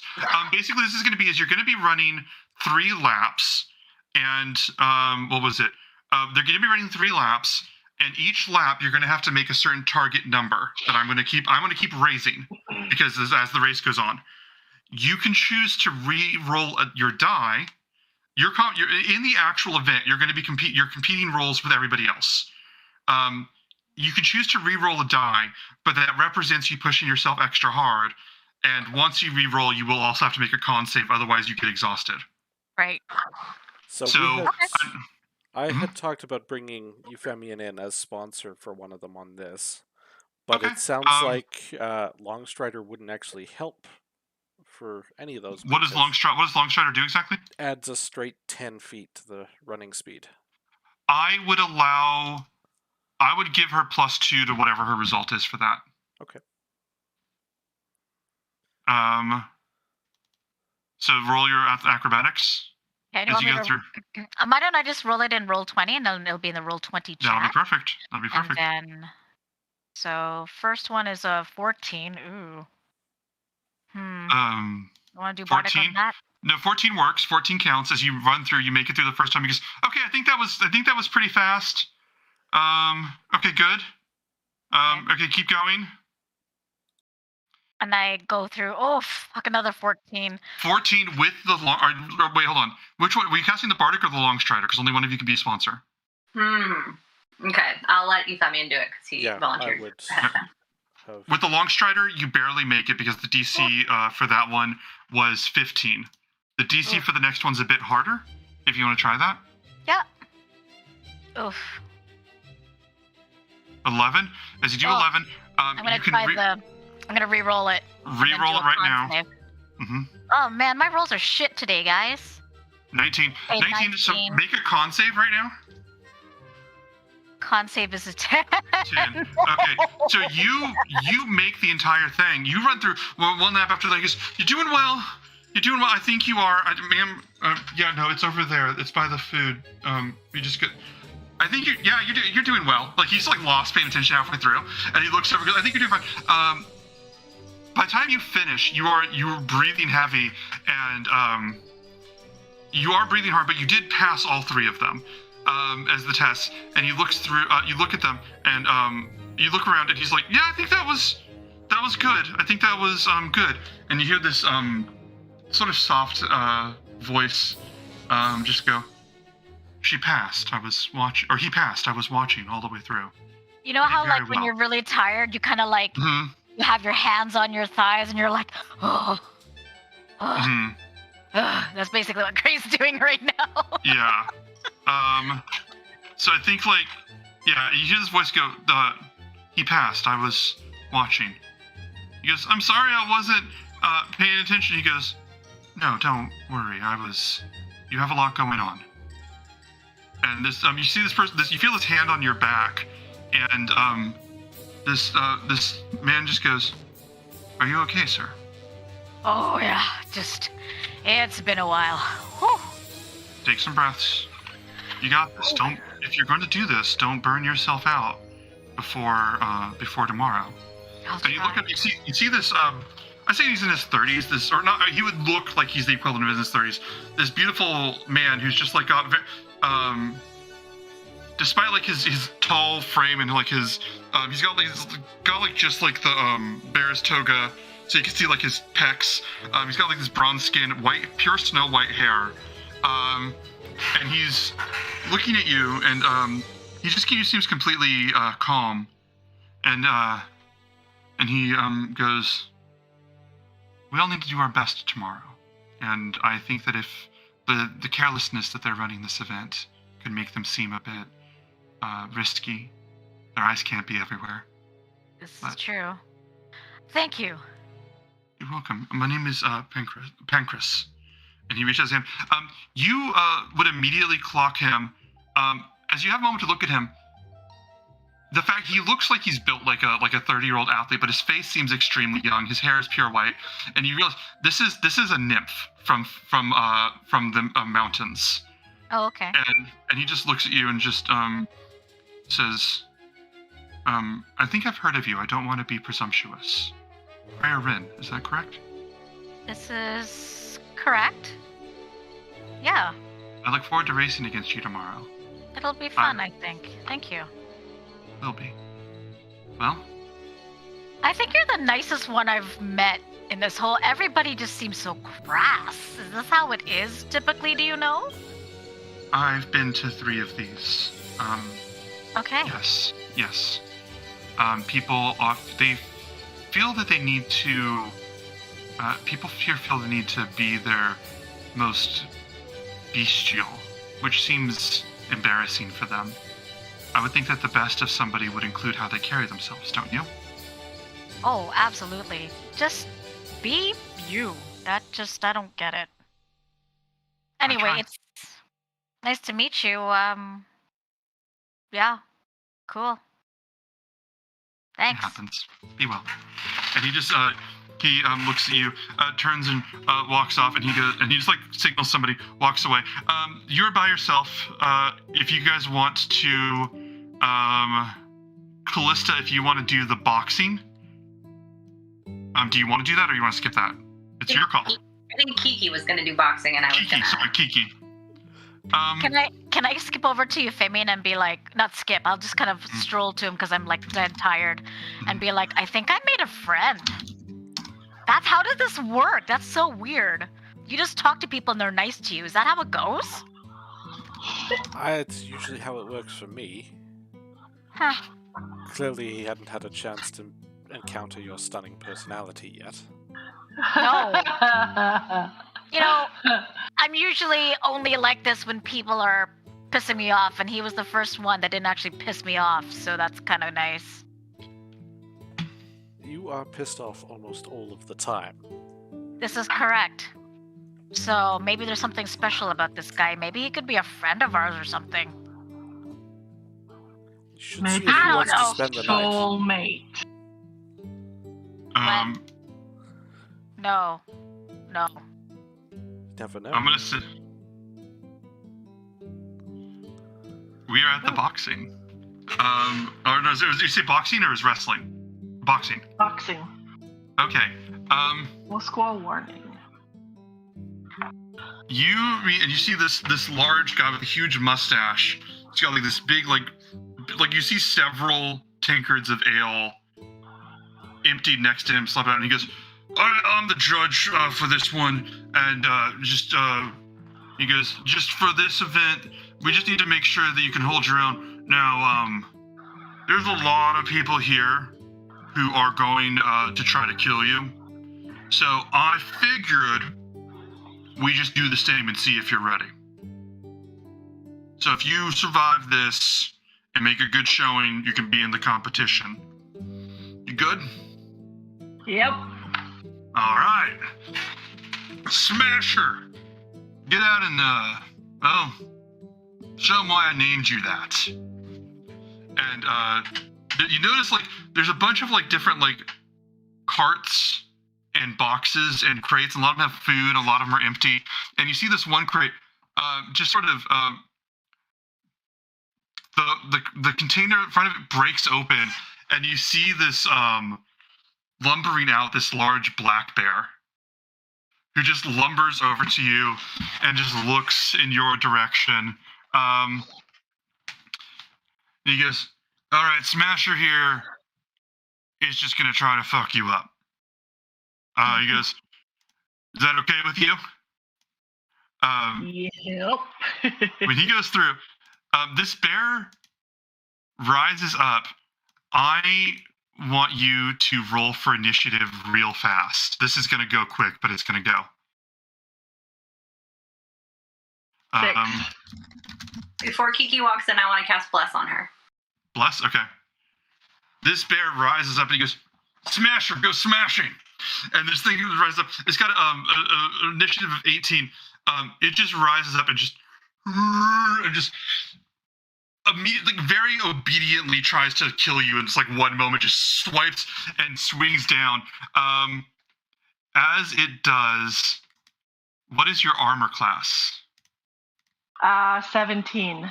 Without any Without any extra. without a shield or the breastplates. I don't have the breastplate because Vulcan has it right now. Hang on, let me take off my shield. Where's my shield? I am now 15 without the shield. He swipes and he just hits you, just knocks you one, doing 5 points of damage to you as he hits you. And you, oh, she's still going. All right. It's your turn. You can do whatever you want, but it has to be an unarmed strike. You can't use weapons. You have to use your fists. So I'm going to rage, and then because of my rage, gives me those extra little mutations, right? Mm-hmm. Of both. I'm just it must trying be your to. fists. Yeah. So it can't be the tail. It would have to be my claws, my hands. I think your claws. Yeah, I think your claws would work. That is iffy, but I think that it's allowed right now. Melee. It's a melee attack. The tail is a melee attack. Oh no, the claws are valid as melee attacks. I'm talking about like the rules, like if the judges are going to come against you tomorrow. This judge isn't going to say. This judge isn't going to say anything, but Versi or Valos might say something tomorrow. Is what I'm saying. Well, I'm a fish person, and I've got claws, so that's I was born this way. So I'm gonna go. Don't say that a dog can't play basketball. That is absolutely the vibe we're going with here. Oh God. Okay, so I am going to go ahead and make an attack with him against him with my claws. Mm-hmm. And that is a 15. Bless. 15 hits. Oh, plus bless. No, you're good. If it hits, don't worry about it. And roll your damage.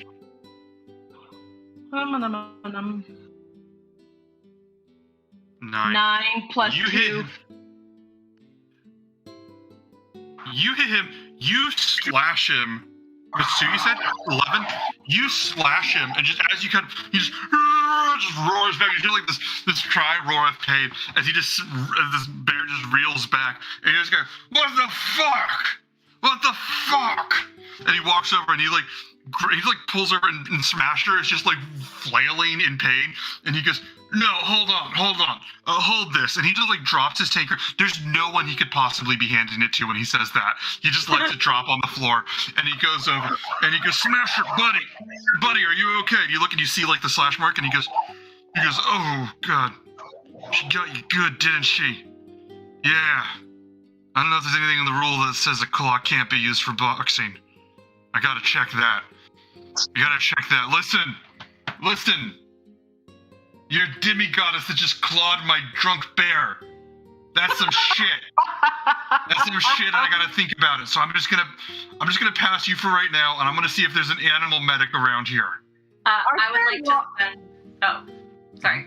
Go for it. I was just gonna say, aren't there laws against fighting drunk? You definitely passed then. I would like to spend one of my healing light on the bear. He looks through. Roll your healing letter. How much damn healing that is. 5 hit points back. You roll back. As the bear starts to heal, he goes, the bear sort of like goes from like a roar to like a whine, and the guy turns and he looks at you and goes, "Ain't no one's ever healed Smasher like that before after a fight. Normally we have to bring my own medicinals and some alcohols to numb the pain." He seems like a good bear. He's a very good bear. You seem like a good goat. Thank you. I'm going on break! And he just walks away for a minute. I think that finishes the qualifiers, which took longer than I thought, but I felt good about it. I'm gonna... You're a good goat. I'm gonna... Reed, can you give us like a 10-minute break so that we can go like do some things before we head into like the end of the hour? Alright, I will see you guys all in 10 minutes. Thank you. See you all in 10 minutes, guys.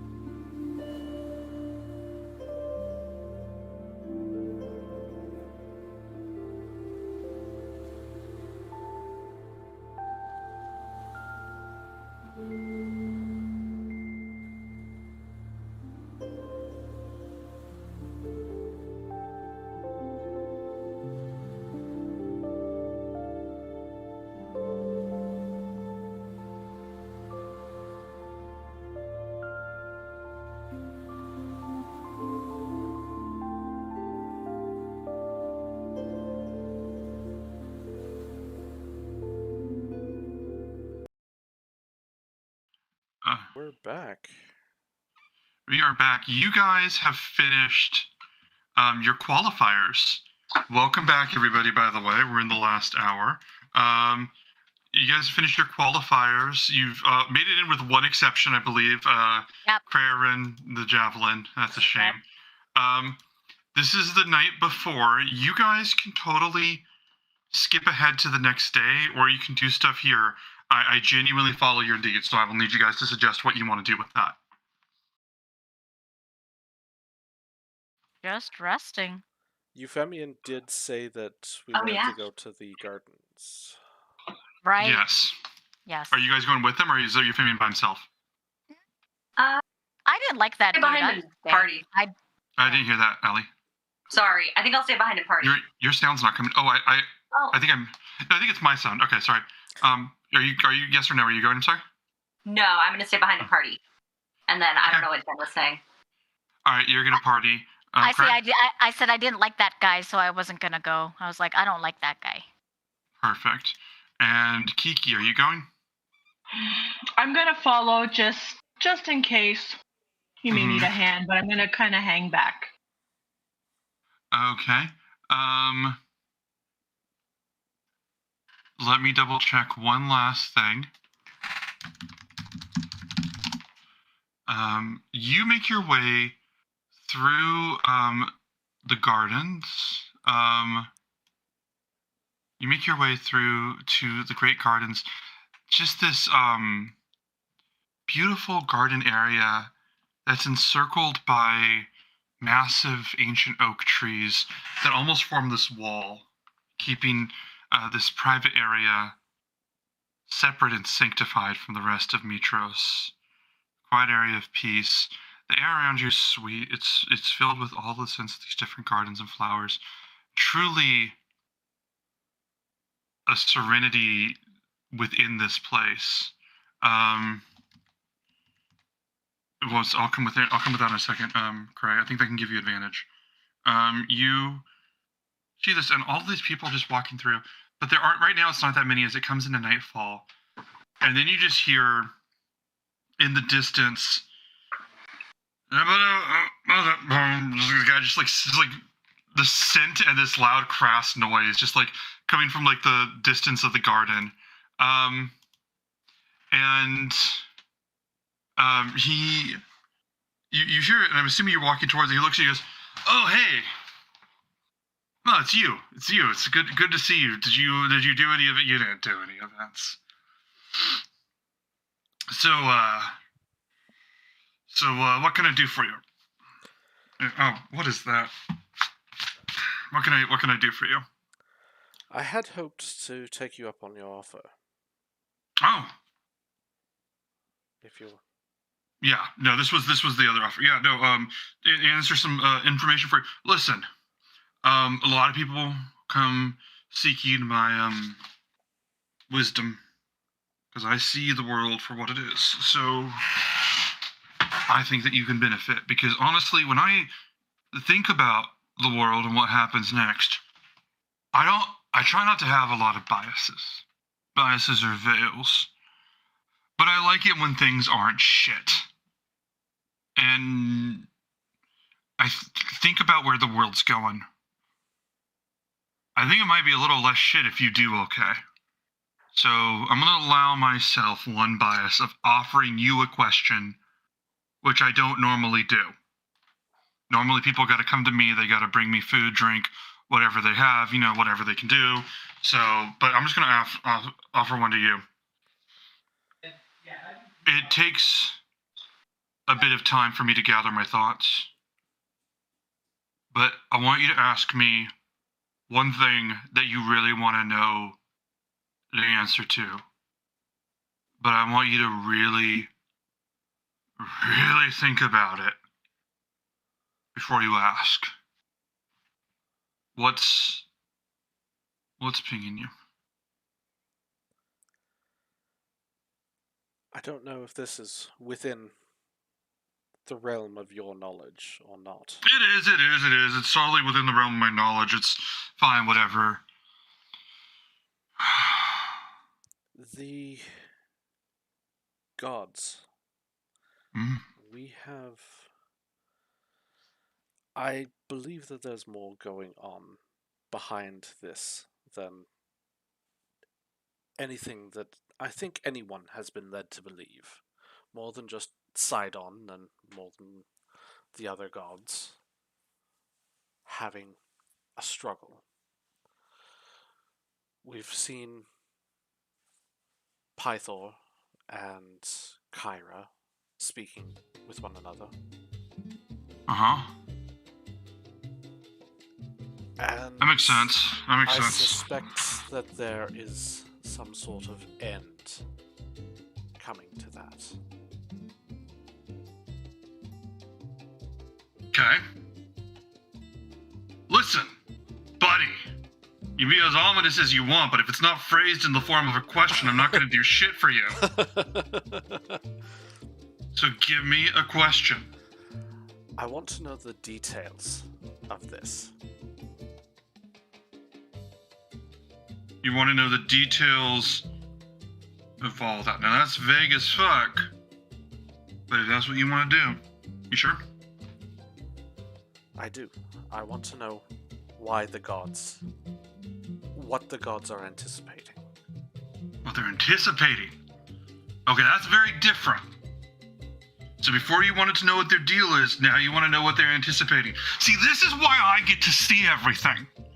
It's because I know what I want and I put it out in words and I don't have all of my other thoughts clouding me. When you have all of your other thoughts clouding, which one of your friends do you think is going to die next? Oh, definitely Cray. Okay, see, when you just know something, you can just connect with that fact. You're right, by the way. You can just connect with that fact. But whenever you, if I asked you, which of your friends do you think that you'd fall in love with, do you have an answer? Which one do you think that you would end up with if you could only end up with one? See, that right there, shut the fuck up. That moment of you thinking about what you think about each of them, that causes you to pause, and that's the veil shit that I'm talking about. Because you're trying to think, who would you hurt? Who would you not hurt? Who do you want to be? Who's the best in bed? By the way, surprisingly Kiki, that's a different thing, we'll talk about that. But when you have people choose not to see the world because they only see what they want to see. So I'm gonna ask you again, do you want to know what their deal is? Do you want to know where they're going with this? Dig down into your heart and stop with the bullshit. Don't cast a wide net. Reach into the shit pool of reality with purpose and pluck out one gem.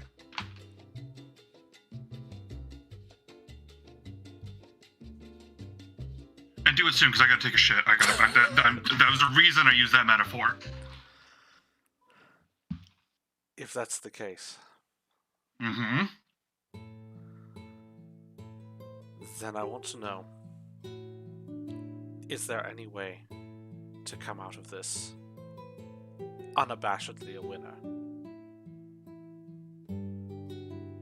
No hard-fought victories that take their toll. Just a happy ending. And what is it? That's 2 questions. Alright. I'm gonna look into the veil. I'm gonna look into the worlds without a veil. You just sit here for a second, okay?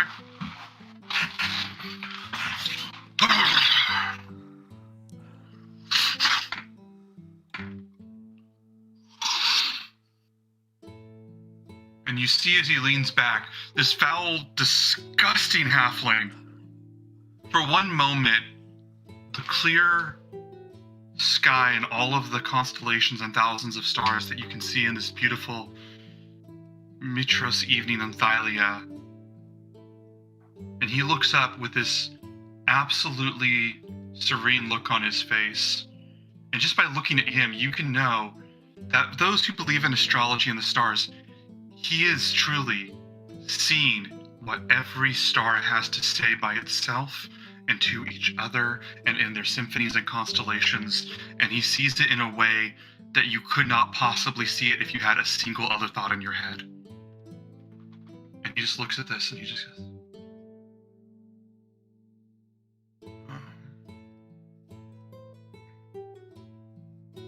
I wish you had phrased your question better. Come here. Sit with me. Sit with me. I will.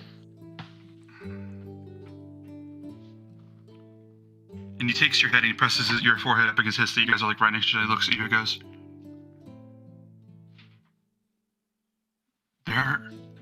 there is more winning for you than there has ever been for any of the traveler races, or ever will be.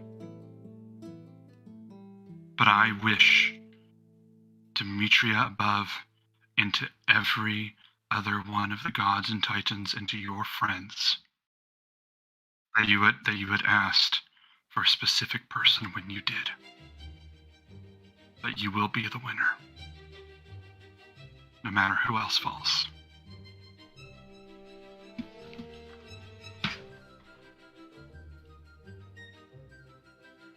I have really got to take a shit. If you want to say something right now, you can.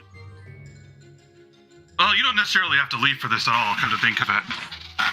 I appreciate your insights. I think I'll leave you to your business.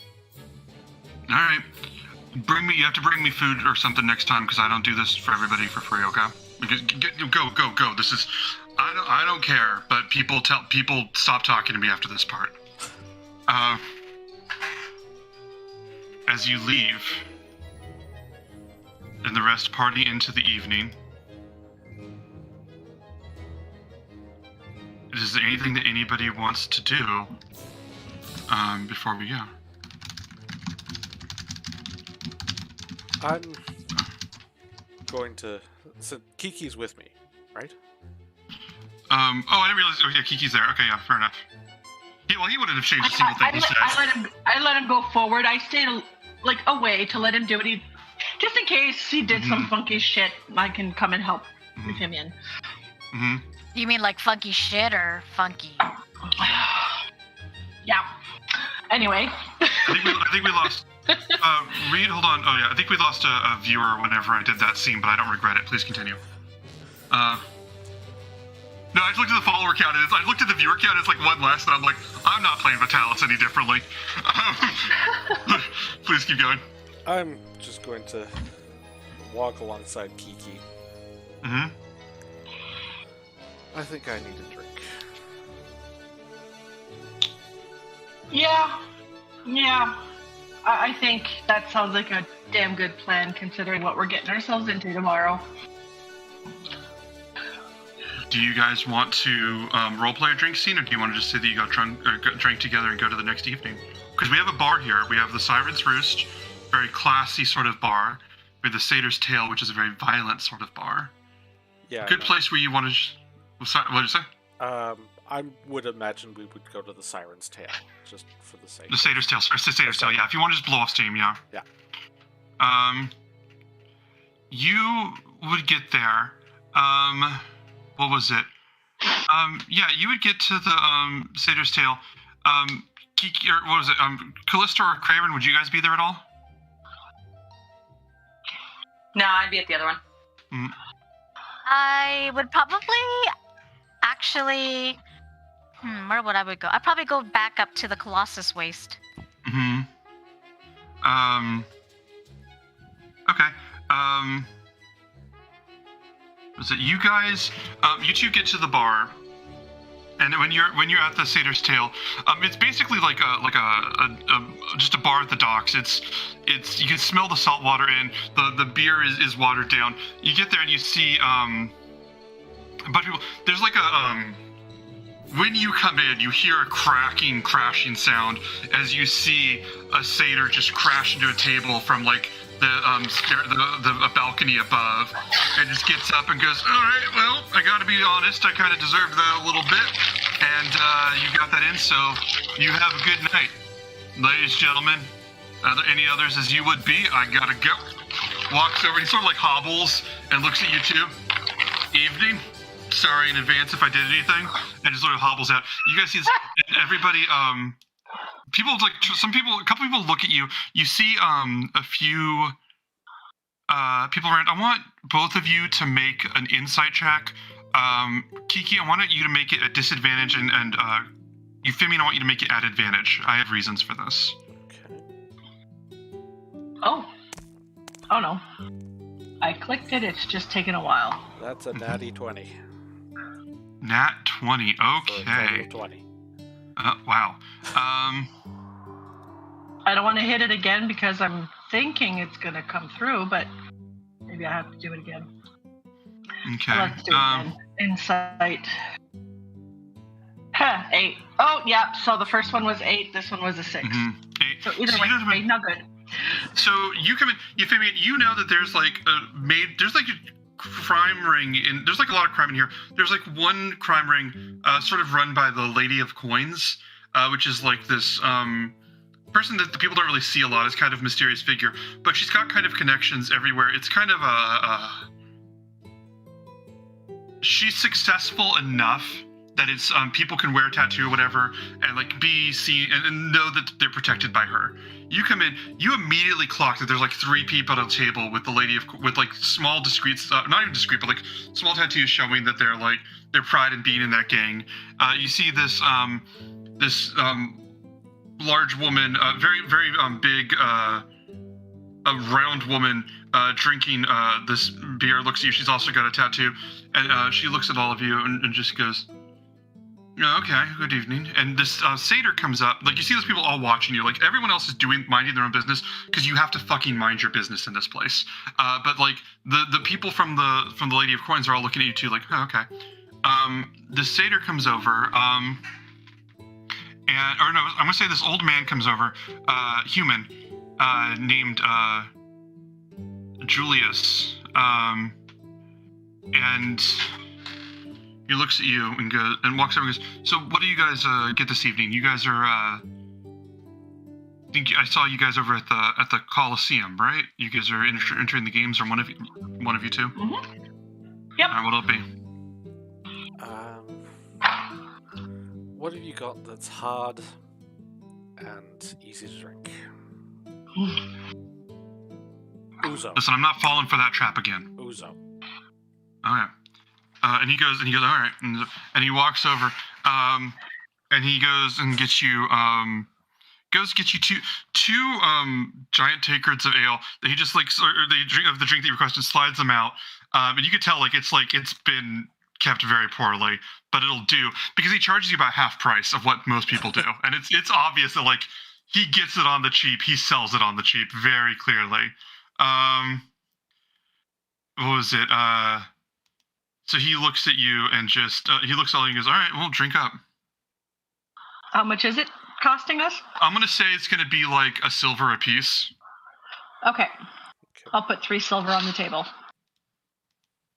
All right, you put it on there, and he goes, "All right, oh, good for you." And he takes silver. He goes, "I'll just keep this going." He puts out. And as he goes on, is there anything you guys want to say to each other or anything like that? I'll just bring up my glass. Mm-hmm. To fate, I suppose. To Pound fate. it back. Mm-hmm. I'll do the same. You guys pound that back. He looks at you two and goes, "So why this place? You scared about the show tomorrow?" I'm from here. I've been here more often than not when I was in the academy. Really? I trust the tour guide. All right. He just clearly does not remember you. He just looks around and goes, "Okay, well, good luck to you." And turns, walks over, leaves. I have a few things in mind, but is there anything that you guys want to do right now? Barring anything else, I think we're just gonna go shot for shot. Okay. 1 second. And in between, I'll ask him, like, okay, so how different is it now than when you were here, and just ask for stories back in the day and stuff like that. Excellent. Get maybe a little bit gigglier and rowdier as we drink more and more.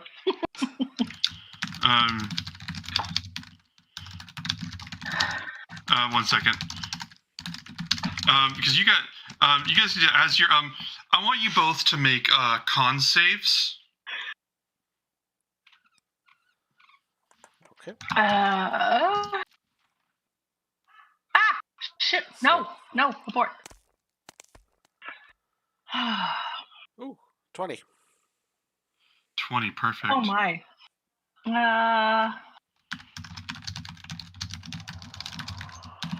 Why are you so laggy? I don't know yet. 17. Okay. Perfect. So you guys are getting drunk. Getting drunk. It's like really shit beer, but it's like the kind of like you just get wasted if you're not paying attention. And just as it's what was it? As the night's going on, you guys are drinking, and you see you suddenly you see this you hear this voice from the woman that I mentioned before, who just goes, hey, you guys here, you guys just passing through, you guys are the heroes of Thylia, right? And she comes over, she sits down, and she puts her tankard on the counter, and she looks at you. You two are the heroes of Thylia and all that, right? Like, you stopped all the storms and everything? That and some friends of ours. Not just us. We can't take all the credit, but we do quite a bit. And you do get rewarded for it, right? And you see, like, this other guy comes over. He's like, she's on Kiki's side. This other guy comes over and sits on Euphemian's side, puts his beer over there, and just sort of sits down silently. And she goes, and you Costas and the king and the queen, they reward you for that shit, right? You get to meet, like, the dragon and everything? You think we're stupid enough to carry everything on us? They're giving us the games. This is what they're doing for us. Oh, come on. Like, they had to have paid you something. I'm just asking. I don't have any ill intent at all. I want you to roll an insight check. Both of us? Yes. There's a 1. Oh, shit. Oh, let's hope I ran better. We'll find out next week. Oh,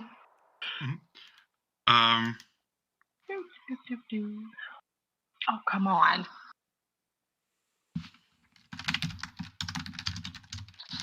I see a number 15. Is that it? 15 insight?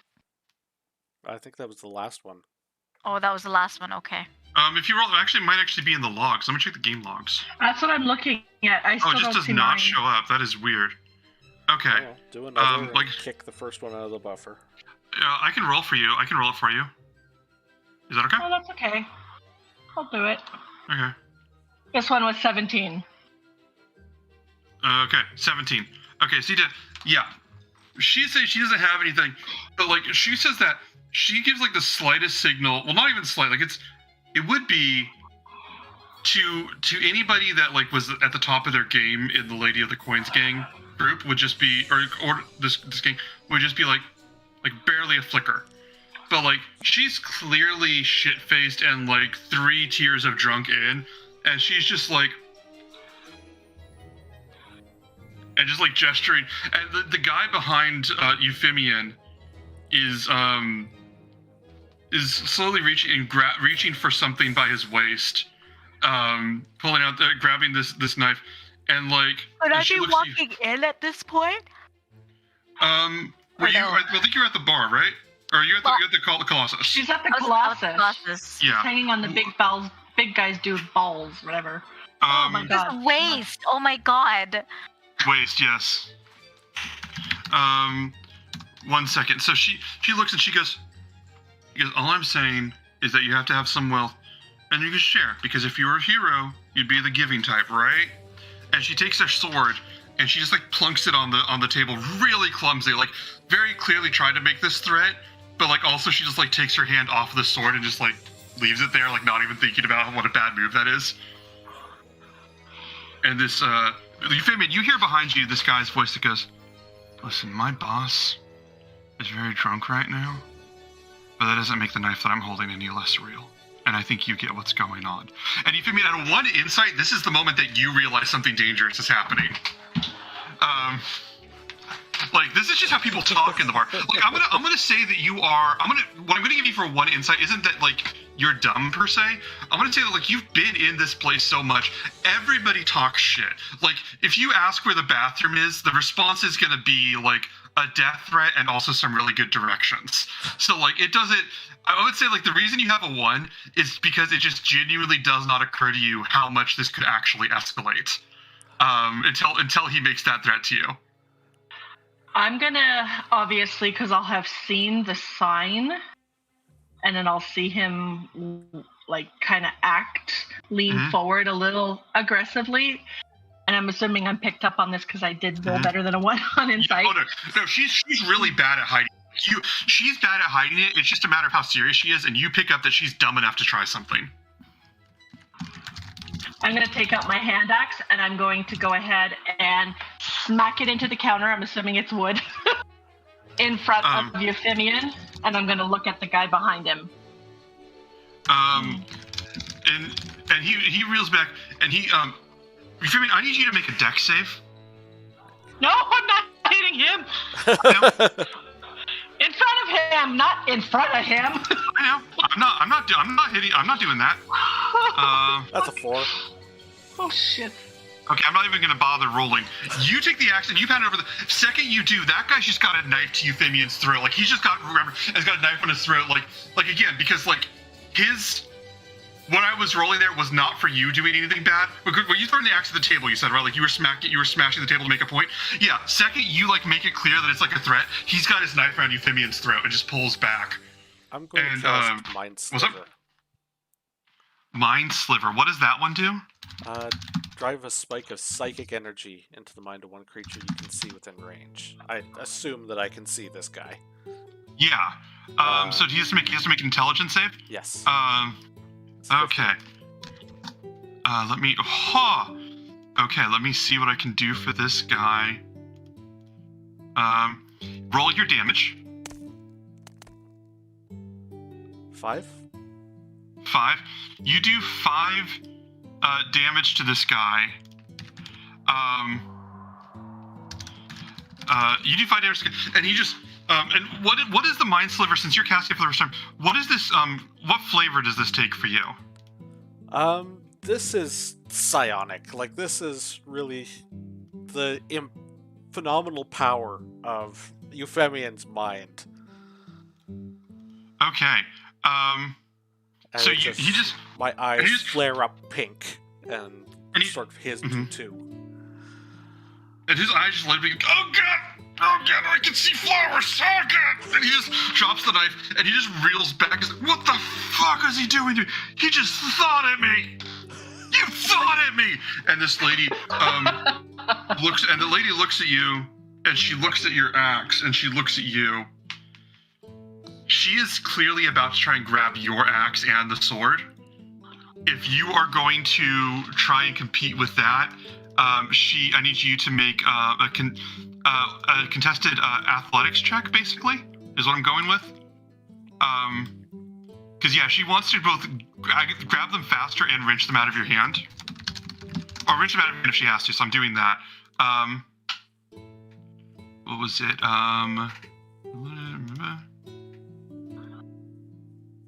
What did you get for athletics? I'm just gonna pointedly look at her and pull up my great axe. Okay, so she grabs him because she actually rolled an 18 in athletics. So like she looks at you, and before you can even do anything, she grabs the axe and the sword, and she goes, Oh shit, motherfucker, cunt balls! I am fucked. Okay, let's. No, that's not what I said. But all of that stream of conscience from her, and I think that's the first time I've ever said those things on the stream. But honest to God, her drunk reaction to you pulling out a great axe. And she just, if we get a strike on this channel, I will wear it with pride. So she looks and just goes, this is not going to go on for too long, but I want you both to roll for initiative. This is going to be abridged.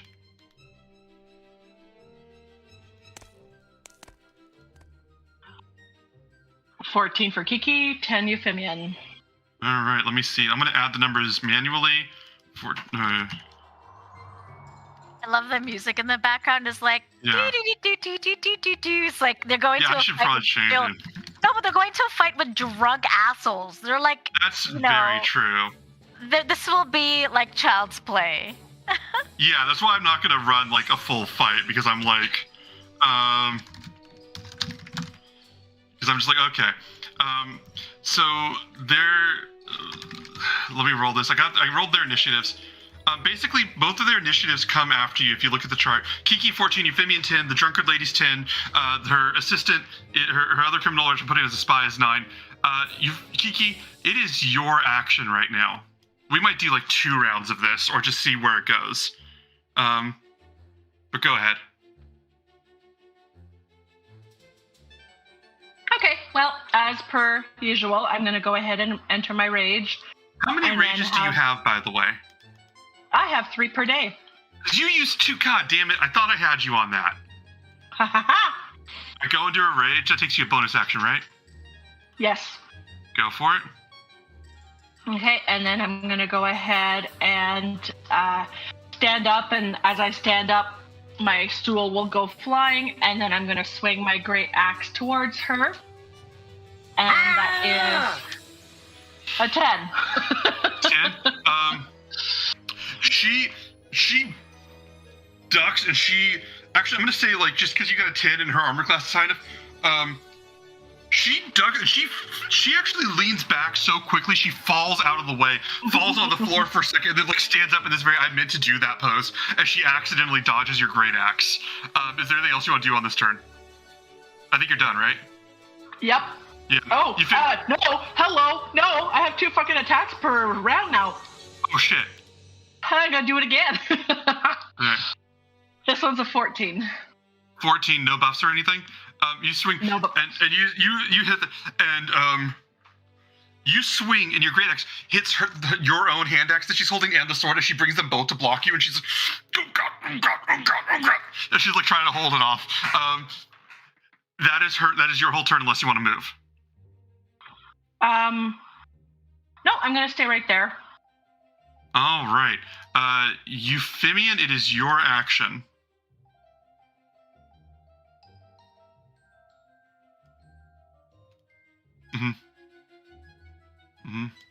So I'm going to go through, and I'm going to use an improvised weapon, and I am just going to throw my glass of alcohol at him. Wonderful. I don't know the rolls on improvised weapon. I believe you would just roll. I think it's just a ranged attack without proficiency. Yes, it's just a 1d20. All right, roll your glass at him. Dexterity? Oh, dexterity. Yeah. Roll 1d20 plus 2. No. 6. As you throw, and he ducks out of the way of the glass, and he goes, no, you underestimated who was drunk and how much they were drunk. No. As he looks at you and goes, and also you made me see pink, and it was very confusing, so you have to die now. Is there anything else you want to do on your turn? No. Alright. Drunken Lady on her turn, she's gonna charge towards, or she's gonna swing at Kiki. Let me see. As as she swings, her sword slashes. You block. Another one, she slashes you down the chest, cutting blood, just searing and pain searing through. And then the third one, she stabs you, but you don't even feel it because you're so enraged, and or she slashes you, you don't feel it because you're so enraged, and the axe is she's so clumsy with it. She ends up doing, with her damage reduced, she does 3 points of damage to you, as she looks at you. And she does 3 damage, very confident at this, and she goes, all right, let's do this, let's get him. And she points and she charges, and you see like the other members of the gang just get up and stand up, and like one of them kicks over his chair just for effect. It doesn't have to, but he does it. As they look at you, the other spy person comes at Euphemian. He is going to charge at you. Euphemian, let me see here. He strikes at you doing, I'm going to say, plunges the dagger and does 12 points of damage to you. Shield. He plunges and he thrusts the dagger in, and when he throws it, there's like this, what color shield would you make? Purple. And his knife's in the purple, and he's like an inch away from your chest, and he stops right there. He's like, what is with you in the colors? Fight manly! And he just like pulls the knife back. He pulls the knife back. He just, you're gonna die for that. He made me see pink and purple, boys. Let's get him! And like a bunch of other people like roar up. They're gonna charge at you. Your actions. If you want to suggest some way to deal with multiple people at once, I'm game for it. I'll make a call on that, since I'm saying there's like 4 more people charging at you, and this is going to be the last round before we resolve this one way or another. I have ideas in mind, but also you can definitely come up with your own ideas.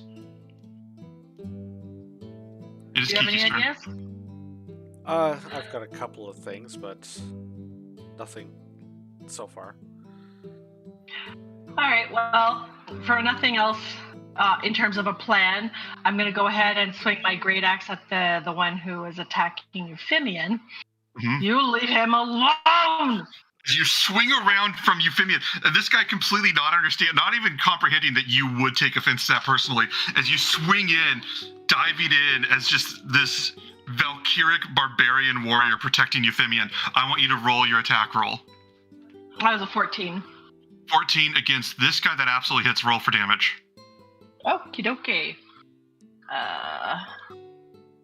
8 plus 2. You 10. slash him with this. Do you want to do your extra attack? Might still alive? as well. Yeah. Yep.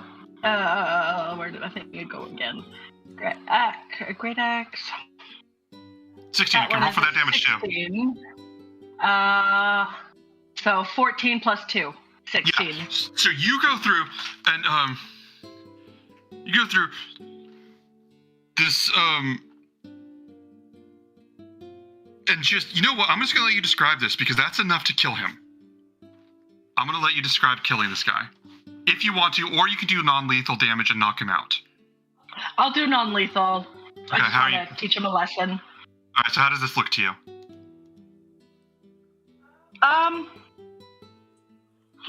In terms of my weapon, I'm not quite sure. Maybe I'll just like keep swinging at him and get closer to him. Mm-hmm. And then when I am close enough, I'm just going to give him a final big whacking, like a headbutt.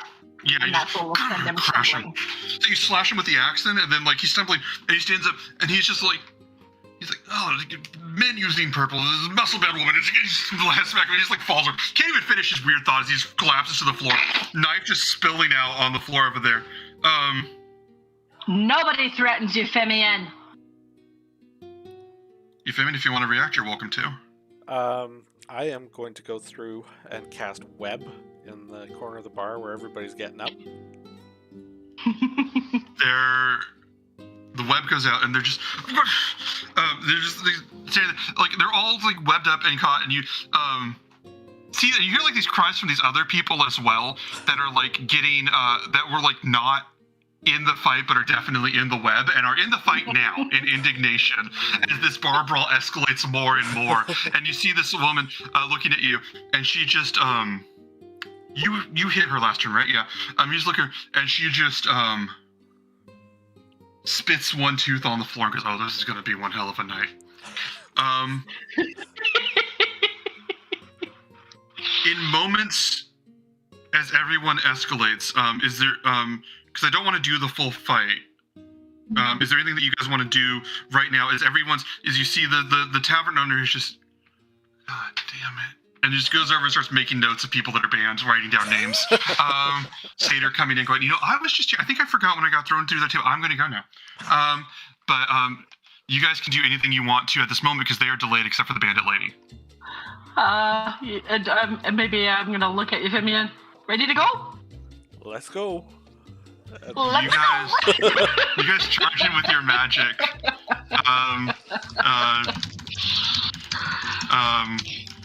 One second. You guys charge in with your magic and your great axe, and I'm gonna say sometime later, the battle. Give me 1 second. As the battle is raging on, I'm gonna come back.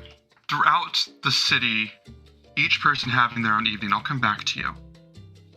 Prayerin, it's been a little bit. You were on the waste of the Colossus. What would you like to be doing now?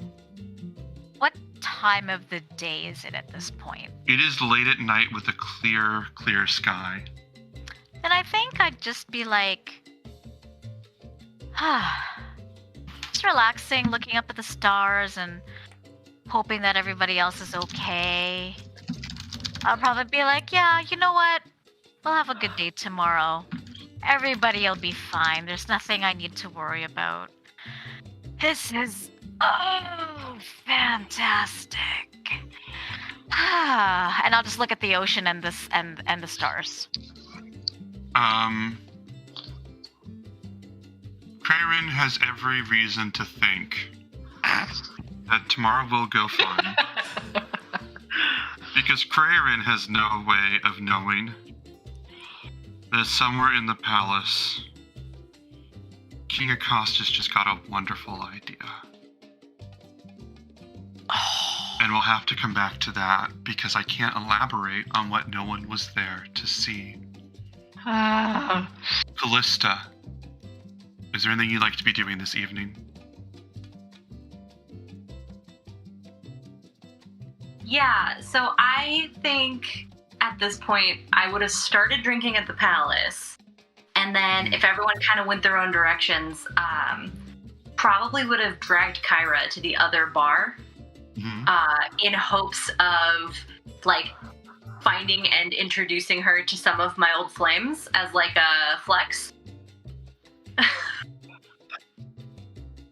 I think if you went to that bar, you go there. Let me see 1 second. You go to the Siren's Roost, and the moment that they're 1 second. The moment that you're there, 1 second. The moment that you're there, you come in. What is the first thing you want to say to Kyra? As we walk in, I'll just be like, yeah, so I was only here for like a little bit of time, but like this was my favorite Oh, is spot. that Ambrosia?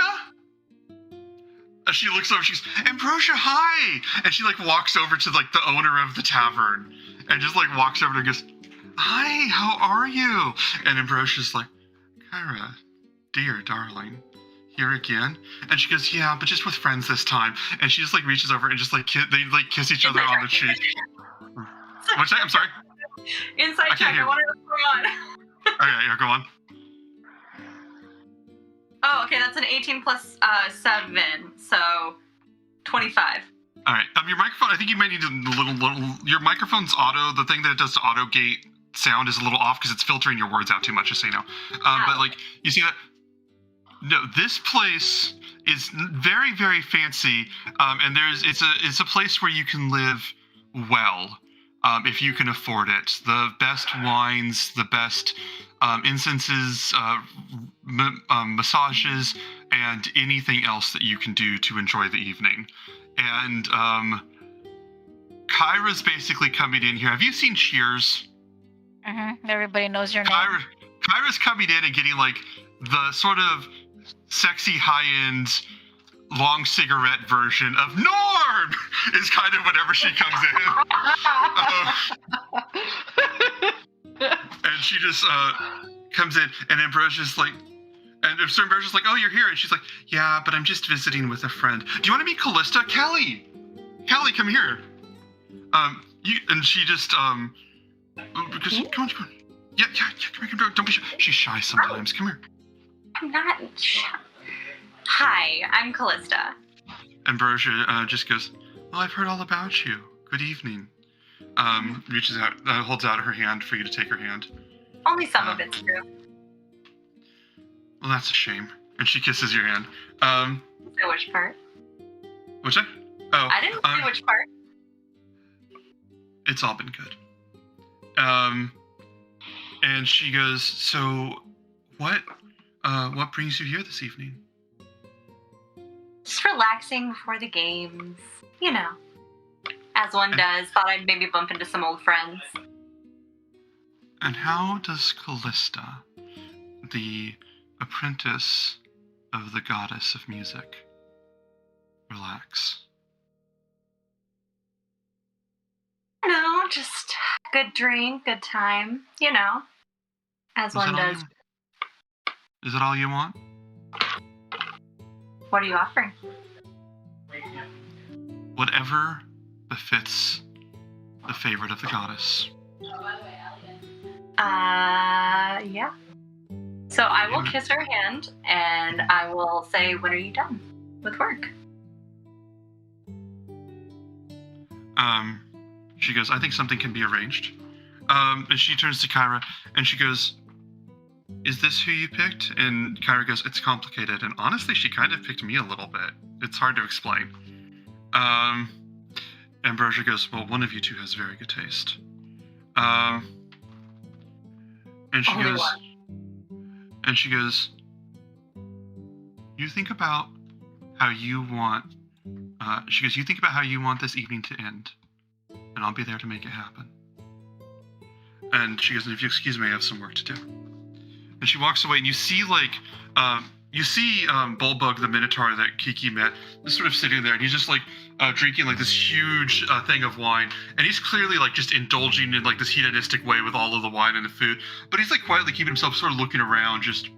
If you want to roll insight check on anybody I describe, you can. Like, check on everyone you describe. All right. I'm a nosy bitch. 24. 24. You look around, there's, like, a little bit of a vibe of Bulbug of, like, really trying to drink to forget, but like just just like sort of having a chill night. Like, you can tell that like he's making a point to enjoy this moment as he's just like looking around. You see what was it, you see Laureus looks over, and he's Laureus is over on the other side, and he's got like I should have known he'd be here. Yeah, he's got like a satyr woman and a human woman, and I'm gonna say like a halfling man, just like all those like putting their hands like on. They're all just not even like adoring him. Like it's just like almost like a 30% sexy, 70% cuddle pile, like on these like fancy pillows. And it's very clearly going to lead to sex, but it's also just sort of like, this is nice, you know, kind of vibe. And he's just looking over, and he goes, and he looks over and goes, oh, Callista, I didn't know you indulged in a place like this. Hello. Do you want to join us? I'd like to get to know you better. Do you want to join us? I'll look at Kyra and see what she does. Kyra is just looking at you with the most judgment-neutral face of just encouraging you to make sure, like you can tell it in heartbeat, her only intent is to make sure that you have a good time tonight. That is the only thought in her head. Okay. Sure, why not? As you go over and join Laureus, and he goes, I want to hear everything. Ladies, Sir, this is one of the people that I was telling you about, and I'm sure that she'd love to hear all about you as well. They have had so many adventures in this place, and I think we're about to have one more. Do you want to fade to black on that note, or is there anything else you want to do? Yes, I would like to fade to black on that note. Kyra, as you do that, Kyra would have drinks with Ambrosia. Ambrosia would come by and go, "So where's your friend?" And Kyra would just be like, I think she's gonna sleep with like 2 satyrs, a human, and a halfling." And Ambrosia goes, "Oh my." And Kyra goes, "Yeah, I think she's earned this. So how have you been?" And just like completely, just totally going that direction. We're gonna cut back. Sometime later, in the streets at the docks, or at the docks, sorry, at the street at the end of the docks, like going sort of back into town, there would be 2 figures, beat up, bloodied, bruised, and in working order technically, wandering down the street back to where everybody's meeting. Euphemian and Kiki, if you wanted to say anything to each other, you totally can. I just want to say I am thoroughly impressed with you here tonight. You didn't back down. You didn't go hide or anything like that. You stood your ground, man. That's something. It's not my first Bob roll. Usually they don't end up with a knife at your throat, but... That's kind of funny now that I think about it. Oh, it didn't hurt you, did it? That's more my pride than anything, but... Okay, whatever. I'll say you held the knife to him. He tried to get you, but you took the knife from him and held it at him. There you go. And it was 15 feet tall. Oh, Kyra will love that. I might as well make a good story of it. Oh my god, we could totally make this an even better story. I mean, this was actually fun. This was really fun. Could I say I'd be making my way to the palace and maybe running into them? I would say, give me just a second. Roll an insight check, Jen. Oh, okay. Insight. Here we go. It's a 21. 21. Give me a second.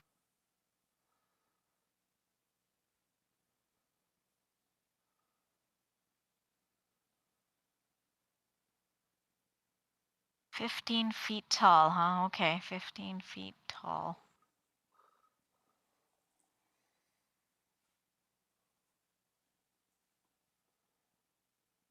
Jen, you're heading back. It's been a while. You head back at a 21. You're coming to, you see these 2 fighting. And I think that it would occur to you at that moment that they are talking to each other in a way that you haven't seen them talk to anyone else in the group. And it may be a moment where you need to see exactly what they have to say to each other. So I will give you a chance to bear witness to this exchange without being seen by them, given how nimble and stealthy you are. Yep. And we'll switch to the perspective of Krearin coming back and seeing these 2 figures. And he hears Euphemian's plans to boast and Kiki's plans to embellish and stretch the truth for just a moment. And oblivious to this person, you 2 are welcome to say what you will to each other. I think we'll just keep laughing and walking, close to one another. I'll kind of get close and I'll just grab onto his arm and then just Wait, you are taller than me. So yeah, I'll just kind of leave my head on your shoulder. Oh my god, remember when that one picked up the glass? Oh wait, no, that was you. Right. Oh my goodness. Come on. As you They were see, quaking in their boots. as you see Kiki leaning and on the Euphemian for a moment, as you're walking through, Crayron, as a distant observer, I will let you do whatever you want right now and add whatever you like. And I think this will be how we close out this session. I'm basically looking at them and like, haha, and I'm just giggling, I guess, to myself. Just giggling to yourself. Crayron, I'm going to ask you, where would you want to spend the night? Are you going to head back to them eventually? Or are you going to go somewhere else? I probably hadn't spent any time with them like for the past like few days, so I'd probably head back to the palace with them, sure. But probably at a far distance so that they don't know that I'm listening to them giggling at them. Mm-hmm. All of you heading back to the palace.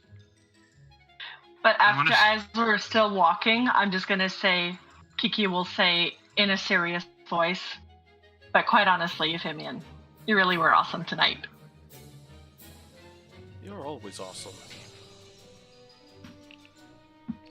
I had to do something to be kept useful. So it's just kind of habit now. It's a habit I'm trying to break, though. Because I'm starting to see that there is more to life. I'm going to stop. Kyra, kind of. I'm going to stop in the middle of the way there, and I'm going to kiss Kiki. Holy shit! Kiki will let it happen.